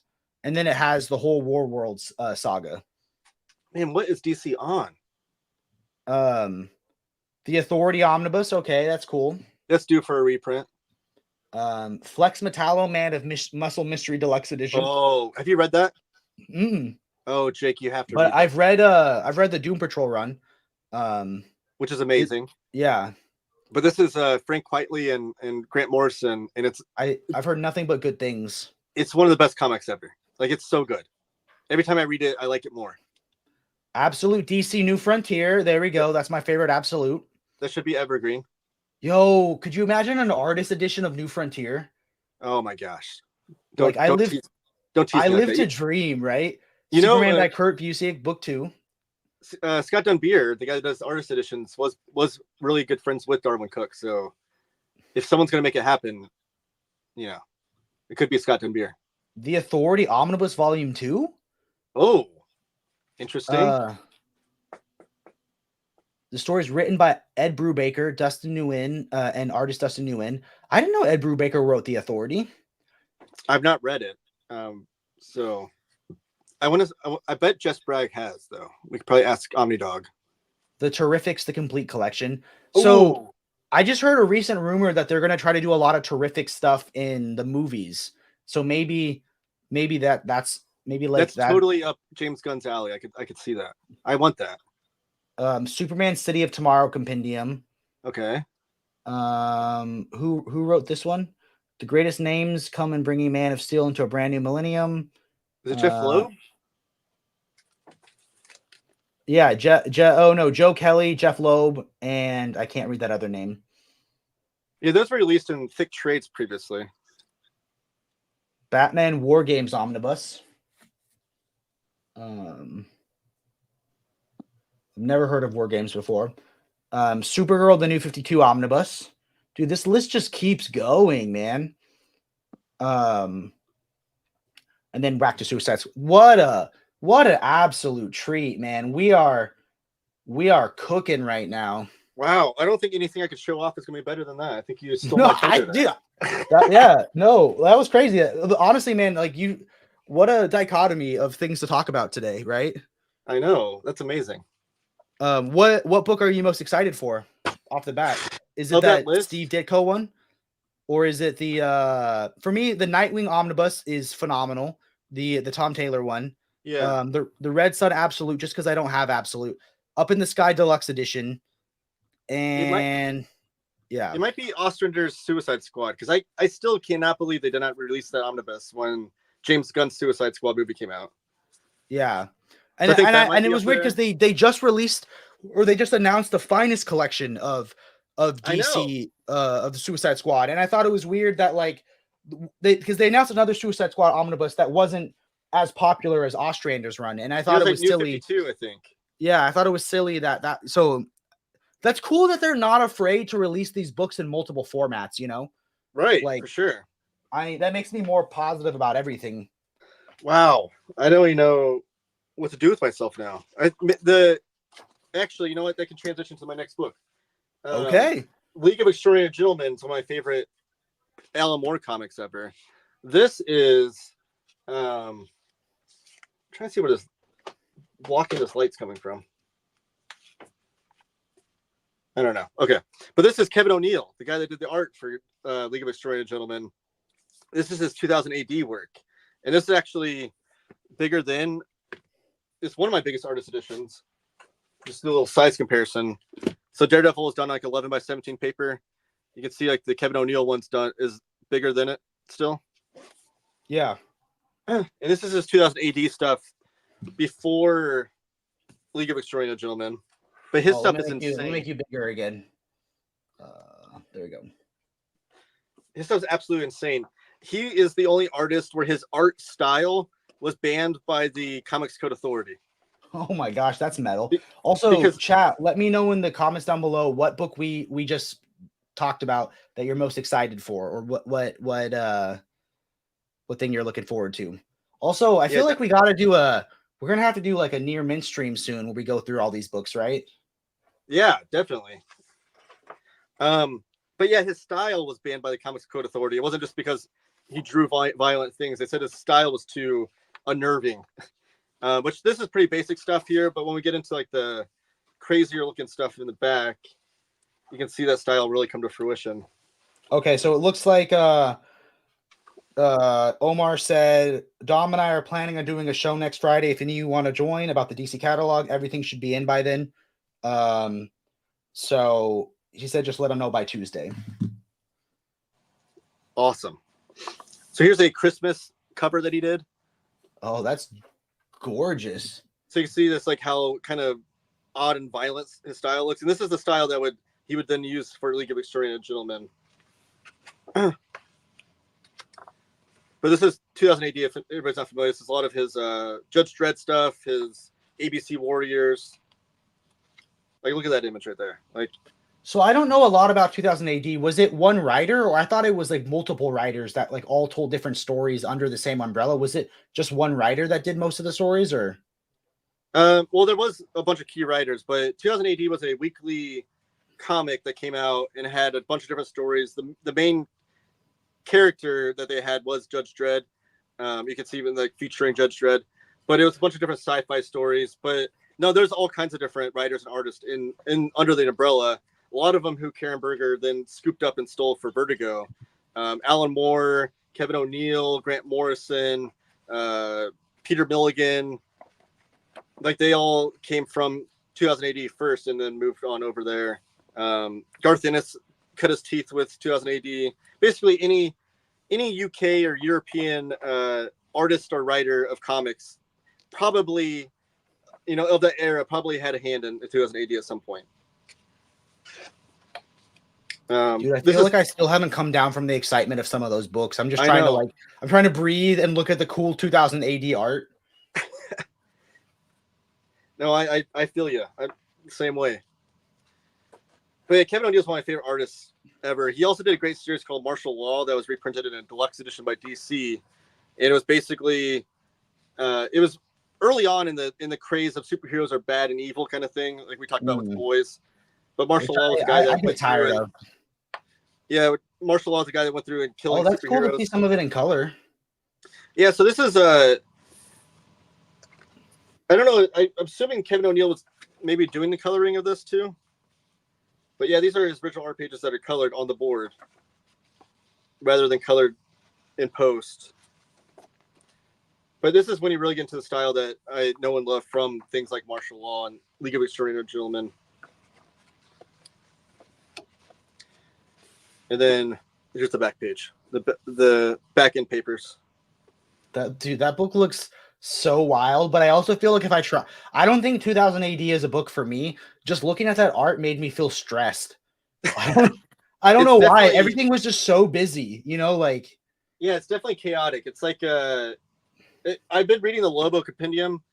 Yeah. I'm doing a overview of that for OPB, and it feels so much like a 2000 AD comic. So if I don't know if you've read Lobo or not, but maybe it won't be your thing then.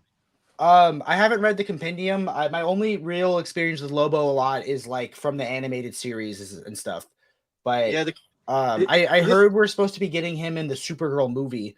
I feel like they could totally they could even like, I don't want to spoil it because you haven't read that book, but yeah, I could see him fitting into that because he's not actually in the book that they're basing it on, but I could see how he could be fit in easily. I hope it's Jason Momoa. I think it has to be. There's no way it's not. Because personally, I don't think Jason Momoa is a fit for Aquaman, but as Lobo, I think he's perfect. And James Gunn, he loves the character too. Whenever the actor loves the character that much, they have to play them. Yes, it's like Ryan Reynolds in Deadpool, right? Yeah. But in James Gunn doing a Lobo story, like if you read those original Lobo comics, you can just say to yourself, like, yeah, James Gunn, he loves these comics. These are his comics for sure. So this is the John Romita Daily Strips of Amazing Spider-Man Artist Edition. This is a kind of a wacky one too, and it's also the biggest one I have. Oh, nice. So you can see like. So wait, so how do you fit these onto bookshelves? Well, I don't. But okay. After the stream, send me a picture of where you store these. They're just laying on top of my shelf right now. One of my goals though for 2025 or 2024 is to build a custom shelf for these, because I don't want to have them sitting there because all my Taschen books too are pretty much the same size, and I have a whole bunch of other books that are like I have like the Wednesday comics from DC, if you know what that is. That's also gigantic. So I want to build a custom shelf for all my big books that don't fit on your regular shelves. But this one's gonna be really hard to show off because it's landscape sized or landscape format. And I have a video on this one on my channel. But this was a daily comic strip that they did for Spider-Man for a number of years. It went from like the 70s all the way to like 2016, I think is when it ended. But these are all the strips that Stanley wrote these, but John Romita Sr. was the artist on these. And John Romita Sr. is the guy who took over for Spider-Man after Ditko left. Yeah. In the Silver Age. So these are telling a different story too.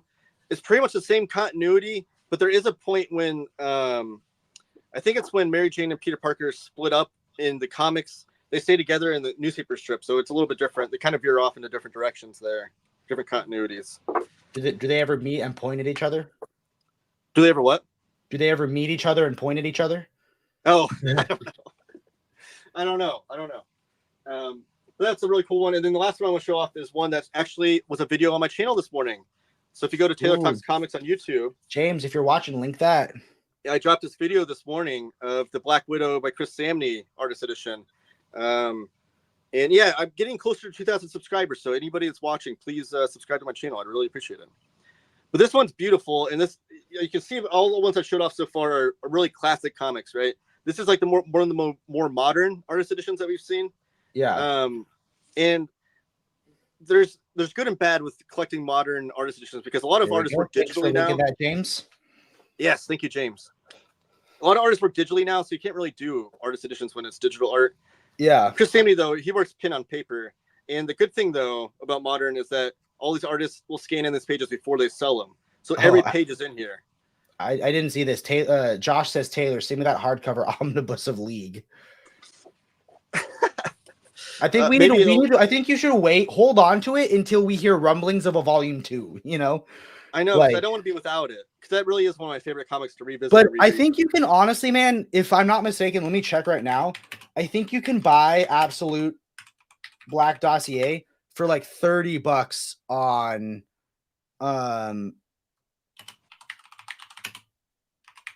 Amazon, or at least I did. I might have to do that then, because then I could sandwich it together. Yeah, you can buy Black Dossier for $30 on Amazon. The Absolute Black Dossier. I've never looked into that, so maybe I get volume 1, and then just wait for volume 2. Nice. That's because like it was a similar thing with Promethea, but the thing is, man, I would probably hurry and buy that sooner than later because with that volume 1 announcement, the Black Dossiers that are left are probably going to fly off the shelf. But also, like, have you read Black Widow Dossier, by Mark right? Waid and Chris Samney? you've read Black Dossier, right? Oh yeah, I've read it. Yeah. That's not a book that screams to be in the absolute format, though. You know what I mean? It's like text pages or like weird orgies or you know what? Is your omnibus? Is it 3D? Does it have the 3D parts of Black Dossier? Yes, it does. Yeah. Okay, yeah, sick. Okay. Yeah, Black Dossier is a wacky book. I flipped through it before I had the other 2 volumes. Yeah, it came with the glasses, and I was upset though because they continued League of Extraordinary Gentlemen with IDW, and those hardcovers came with 3D glasses that were like loose, so you didn't actually have to pop them out of here.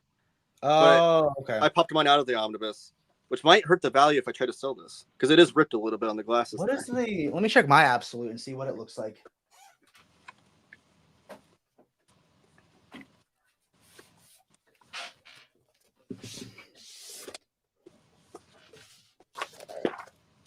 Man, this just makes me want to dive back into this though. Dude, maybe we should do. Okay, so this is what I have in. Let me guess, so we're even size. These are how my ones are like. But dude, these absolutes are. I just feel like flipping through Black Dossier. You're like, is there a single page I can show? You know what I mean? Like it is. It's definitely out there. It's out there and it's wild. But maybe we should do a show where we talk about after I read League or something like that, or maybe we can do one where after you've read Up in the Sky and Woman of Tomorrow, we can talk about your opinions on those more modern DC books. Does it have like this inserted in it, like this Tijuana Bible? Let me see. Where is that? Towards the middle or the end or the beginning? Let me see.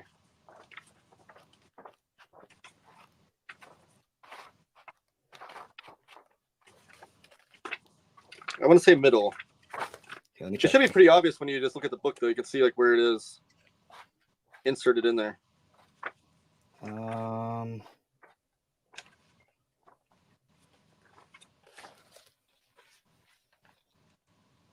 Is it this thing, or is this something else? That's something else.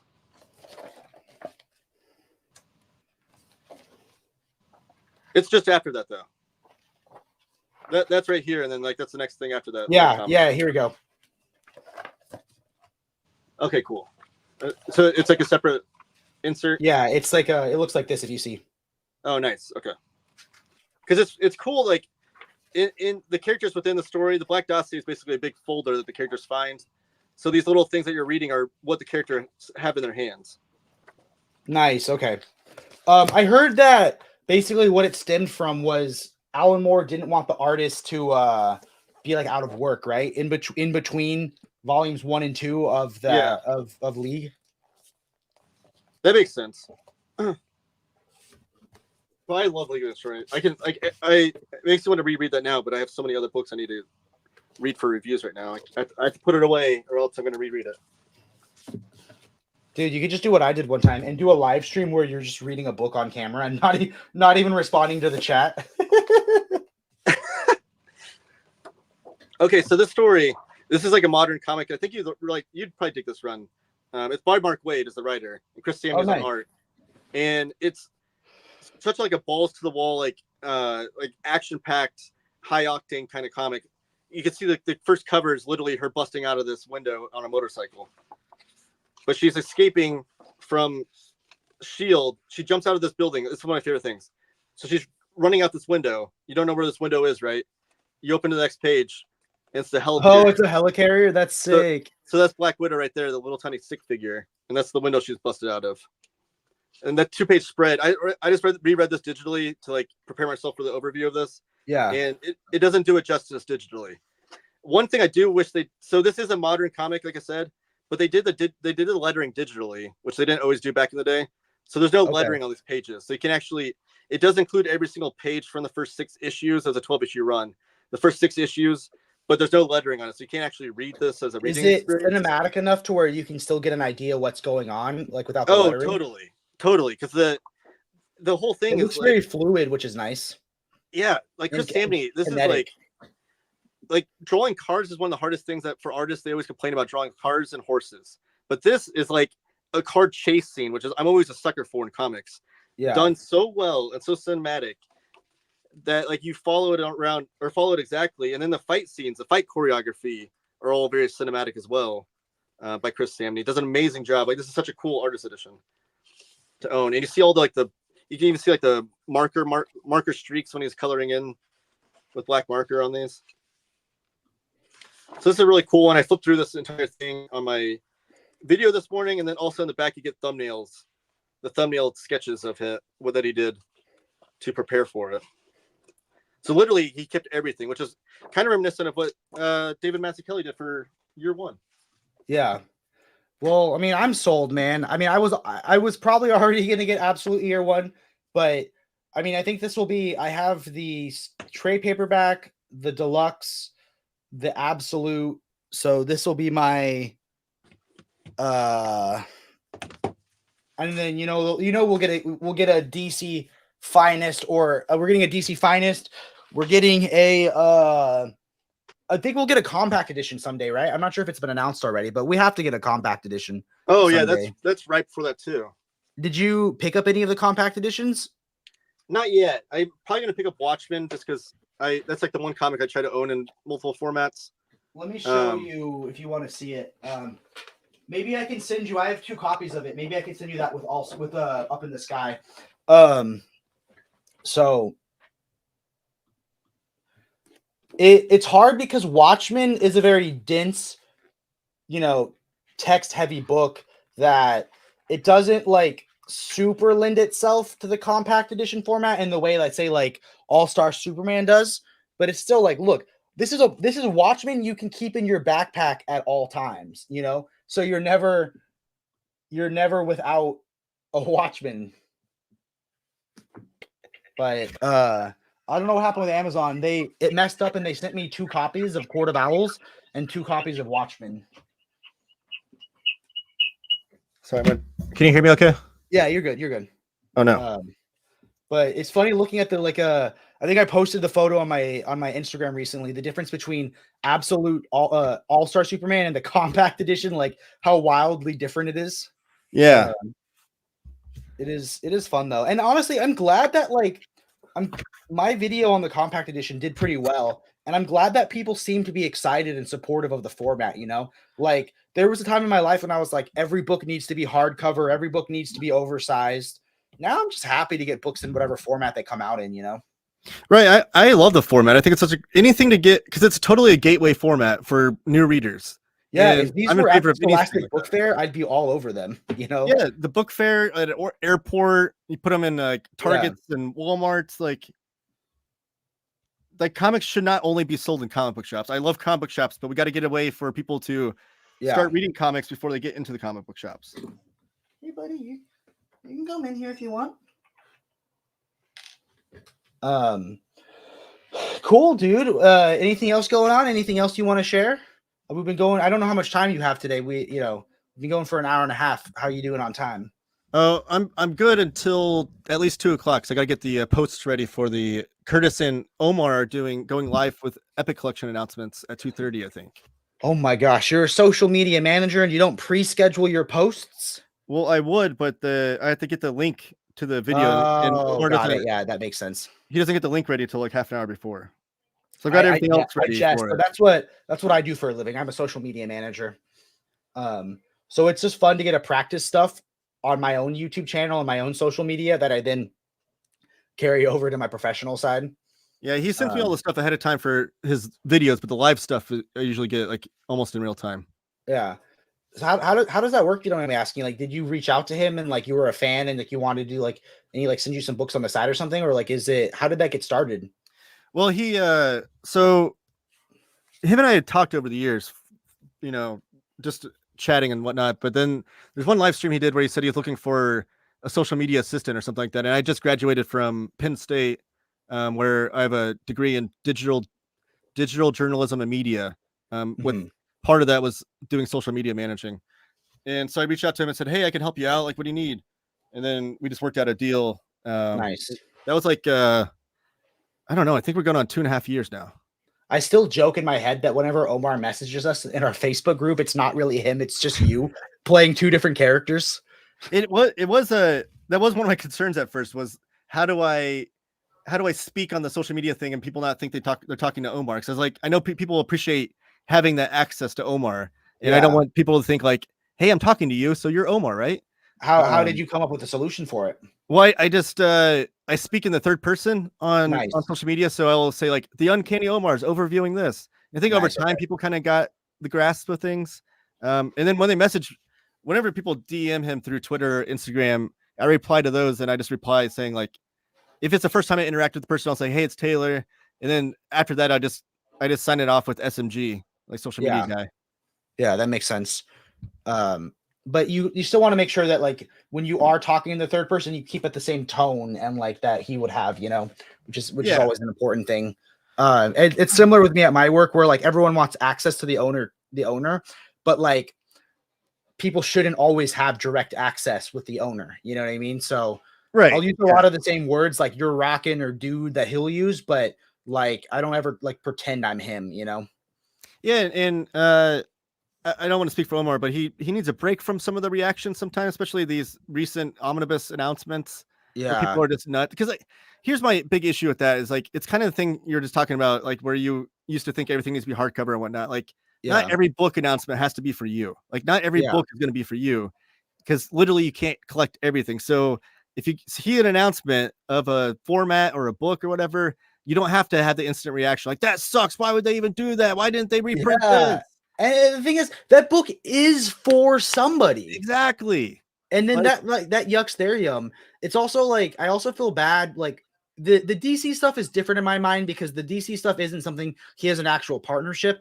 But when the Marvel books leak early and kind of steal his thunder, that I feel kind of bad about, but like, I have strong opinions about that. Like I saw a nice comment on literally right now on Facebook that said, important, these leaks and books are great, but so are our buddies Omar, Valdicio, and the fine folks at Near Mint Condition who get to break these omnis to everyone. I can only imagine how hard they work and how exciting it is to deliver the news to everyone, and these leaks totally steal that. Thank you, NMC. Seriously, everyone make sure to watch all the announcement videos and smash that like button. So I thought that was a kind message, Yeah, like from a pure journalist perspective, because like I said, I have a degree in journalism, so I take journalism very seriously. News is news. So like no matter where it comes out, it's going to come out. Obviously, I also, Omar's a dear friend of mine, and I hate the fact that he doesn't get that scoop. But it's not, I don't know, like it does suck, but I see both sides. He doesn't own the sole right to be the one to announce these things. But I just hope, I know how much work he puts into these videos. So I hope that people still watch them in spite of like with Always an Instigator says, I'll still watch Omar's videos in spite of leaks, But I think what gets hard for him is when he mentions people will tag him in books or whatever. And it's like, he just gets bombarded with tags probably, Well, he said he took a break from social media a couple days ago because everyone was tagging him about these leaks. And he's like, okay, I get it. I see that they've been leaked, but what am I supposed to do about it? Yeah. Like heavy is the head that wears the crown, but right. But I'm excited. The important thing about Omar and his channel, though, is that people don't only watch his channel for the news. Like, exactly. So those are usually his like bigger videos, especially when it's something like ROM, which was like insanely huge when that video dropped. But he still has built a community where people still keep coming for the other stuff as well. And his knowledge about things is not just him spitting out like Marvel's doing this omnibus. Like it's his knowledge about the books. So I didn't hear about this. This Always Instigator said, I remember when Bleeding Cool was leaking books and not giving Omar credit for the announcements. Yeah, that was pretty crappy. Like for a while there, every time he would drop an announcement, they would have an article like the next day. And I don't want to accuse Rich Johnson of doing this, but I'll just say this as an example, a hypothetical situation where a journalist sees someone announce something, someone drop a news, whether it be sports related or whatever, and rather than on their format crediting the person that originally dropped the news, they'll go find the same source or a different source that has the same knowledge, and then they'll link that source saying like, oh yes, directly from Marvel offices. Yeah, when it was like, even though you found it out through Omar. I'm not saying that Rich Johnson did that. Yeah. It's a possibility. You heard it here. Let's clip that. That'll be a YouTube short that I drop. He's saying Rich Johnson did that 100%. Hey, the thing with Rich Johnson and Bleeding Cool, like he gets a lot of flack, but I often say the comics journalism we get is what we deserve at this point, because there is no good comics journalism. It sucks that he is the main comics journalist. But Rich publishes articles so fast he doesn't even spell check them. Yeah, he could use an editor. Definitely. I also noticed that. Always an instigator. Like I would love to take that crown on of being like the main comic journalist guy, but I need someone to pay me, so I can't quit my day job. What about pay you in what you call exposure? Yeah, that's you gotta get your teeth. You gotta bite your teeth in. No. Hey, I did say I'm trying to get to 2,000 subscribers on YouTube, so maybe that exposure could benefit me. No, just kidding. Yeah, actually, you got to pay me for this exposure, being on the giant media conglomerate that is the Brave and the Boys media empire, right? Yeah, it's sometimes I get like when I was first starting to get bigger and I grew pretty quickly. I had good momentum. I kind of got like, what's that, imposter syndrome? Because I feel like I'm such a younger comic book fan and I have been reading so much like less time than other people that like it almost feels weird sometimes when I'm bigger than other channels that have encyclopedias of knowledge or whatever, but like I had to learn to get out of that and realize that I still had a good perspective and value to offer, 100%. Like for sure. Like you just have to be honest and genuine with your voice and let people know like I haven't been reading comics as long as some other guys, but this is the knowledge I do have, because you have knowledge. Like, yeah. Don't sell yourself short. Like you do know your stuff when it comes to what you do know. So yeah. So you just got to find your niche. Niches not seen as respectable always have the worst journalism. Pro wrestling and comics are the same for that reason. Gaming used to be that way till the past 10 years or so. Thoughts, Taylor? Actually, Chris, made $2. I dabbled in pro wrestling journalism before I did comics journalism. I actually used to write for a website called Voices of Wrestling for like 5 years. The website's still around, but I don't write for them anymore. James will leak it any second. You could probably find my old articles on there if you search my name.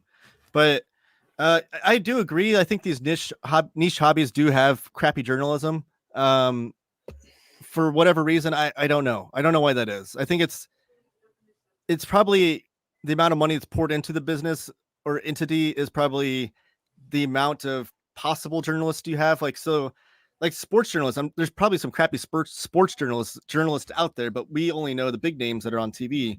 Well, I know there's actually some crappy ones that are still on TV, but name them right now. Spill the tea. Stephen A. Smith. That could have been a made up name, but I'm like, damn, I'm never gonna listen to Stephen Smith ever again. No, he's fine. I don't want to start any beef with Stephen A. Smith because I'm sure he's a frequent actually, speaking of viewer. which, we have a special guest here that's just joining right now. I'm sure he's a frequent ready to viewer squash the beef. I'm going to be the one that squashes the beef between you and Stephen Smith. Hey, I mean, if Stephen A. Smith started beef with this channel, you would blow up in some numbers. You get some good followers for that. Let's talk about that negativity we talked about, trying to gravitate towards that. You'll get, if you just switch to it being a Stephen Smith hate channel, I'm sure you'll get to 2,000 in no time. I think that exists already, though. He's one of those. What do you call it? Divisive characters that people like to hate on. Always Instigator says, I'm curious about Marvel's publishing strategy right now. It's a lot of older books that really aren't for new fans. I'm 35 and don't have much of an interest in all those Silver Age titles. But they're for someone, and maybe those are the ones. I mean, I don't think they make the books willy-nilly. I'm pretty sure they do some form of market research, right? Or like they have some sort of algorithm that helps them determine what book could be profitable. Or do you think they're just throwing everything to the wall to see what sticks? No, they're not that dumb. They don't. Comics as an industry doesn't have enough. They don't make enough profit off of each book to be able to take risks like that. Yeah. Here's one. There's two notes I like to make when people talk about these older books that don't sell.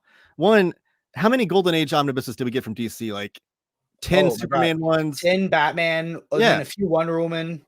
And most of them are out of print. I know people are going to say, I see some Golden Age Supermans at Ollie's and whatnot. Yes, you do see some random volumes there, but they just recently reprinted Volume 1 Golden Age Batman. We saw a solicit for Volume 2. We just saw a solicit for Volume 1 of Superman. Which I might actually pick up this time, just as like, for me, I don't need 10 volumes of it, but 1 volume would be cool just for as a historical standpoint, you know? I will warn you as the resident old comics guy, or the guy that reads old comics at least. Yeah. I think Silver Age Superman Volume 1 is better than Golden Age Superman Volume 1. Oh, so if I didn't like but I have this book. I mean, I don't know what era this covers. Let me grab this book.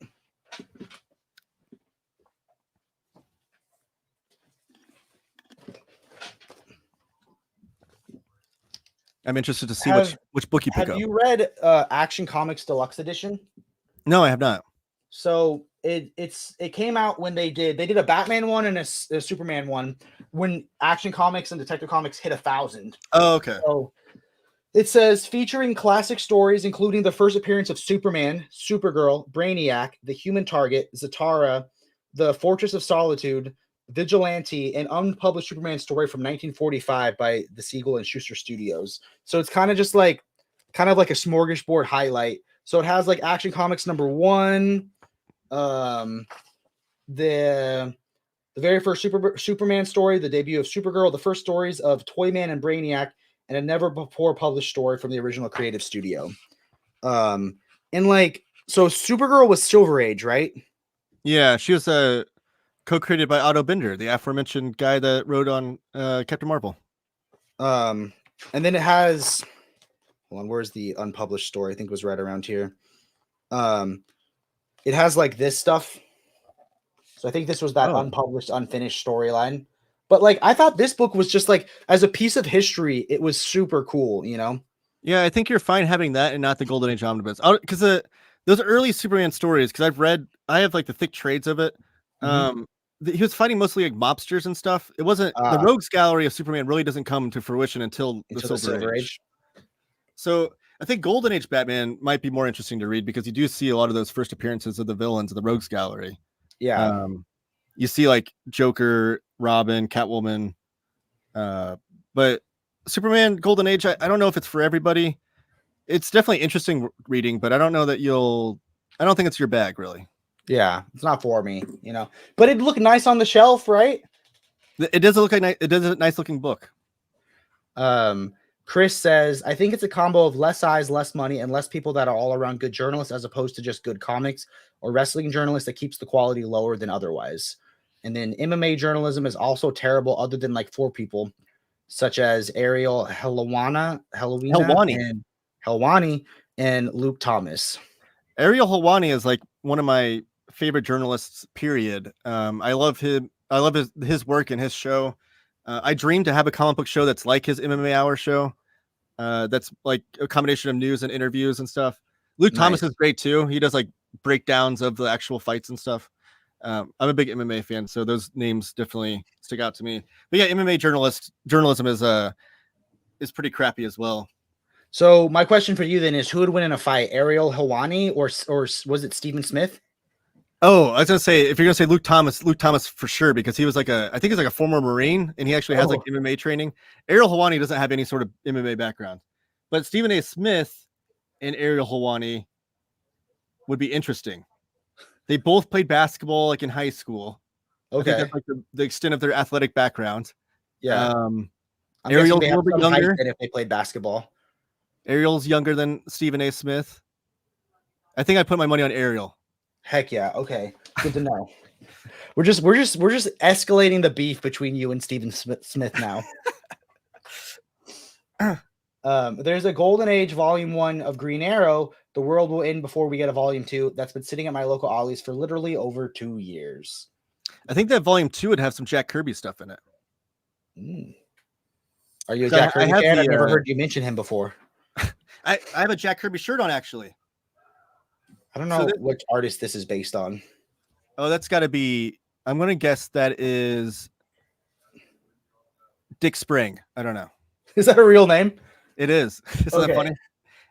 There's an all these names you're mentioning, like you say them with such authority, but I'm like, you could be bullshitting me the entire stream. This could be like Stephen Smith could be no one. Dick Spring could be no one. It's Dick Spring. Oh, Dick Spring. Yeah, but that's a real name. Okay, I like it. And then Wayne Boring was a funny name. The guy that was on Did you say Superman. Wang or Wayne? Wayne, like Bruce Wayne, but Oh, nice. His last name's Boring. He's literally boring writer. That's amazing. The world's preeminent boring writer. Awesome, man. Well, this was a blast. I think we should call it because we're coming at the 2-hour mark. Taylor, where can they find you at? And let us know if you have anything coming up soon or anything that you want to plug. Yeah, so Taylor Talks Comics on YouTube. I'm trying to get to 2,000 subscribers, so please subscribe. And all my social media stuff's at the bottom of my description, my videos. And link down below in this description. Yeah, just search Taylor Talks Comics on all your social media platforms. And don't forget the exclamation mark. Yes, and I do have videos coming out soon. I'm going to do my top 10 Marvel omnibuses. It's going to be a video that I come out with. And I'm working on a series. I've been watching Mad Max a lot lately. Nice, so I have a couple videos inspired by one of those movies that's comic related. Nice, but Mad Max inspired. Cool, dude. Well, this was a blast. You showed off some amazing books. We got to break some news that, didn't come from us. It came from Kenny, as always, because that guy lives clicking the refresh button. But I'm sure. Look at you listing your source rather than pulling a Rich Jones. Well, actually, I heard these straight from Penguin. I'm sure we'll both be in that Omar chat if we're free to go through these DC books. But Taylor, this was a blast, man. You're welcome back anytime. Everyone, thank you for having me. I appreciate it. All right, I answered this last question. I've read up into, I think, what will be volume 4 of the standard size hardcover, and it is my favorite current thing at DC. It was on the same level as Tom Taylor Nightwing, and to me, it's quintessential DC, where you don't need any continuity. You get to just read amazing stories from people that truly love these characters with awesome Dan Mora art. I've not read it, but I will say anytime Mark Waid's writing superheroes, it's worth reading. And anytime Mark Waid and Dan Mora team up, it's truly special. But yeah, everyone, keep reading and stay brave.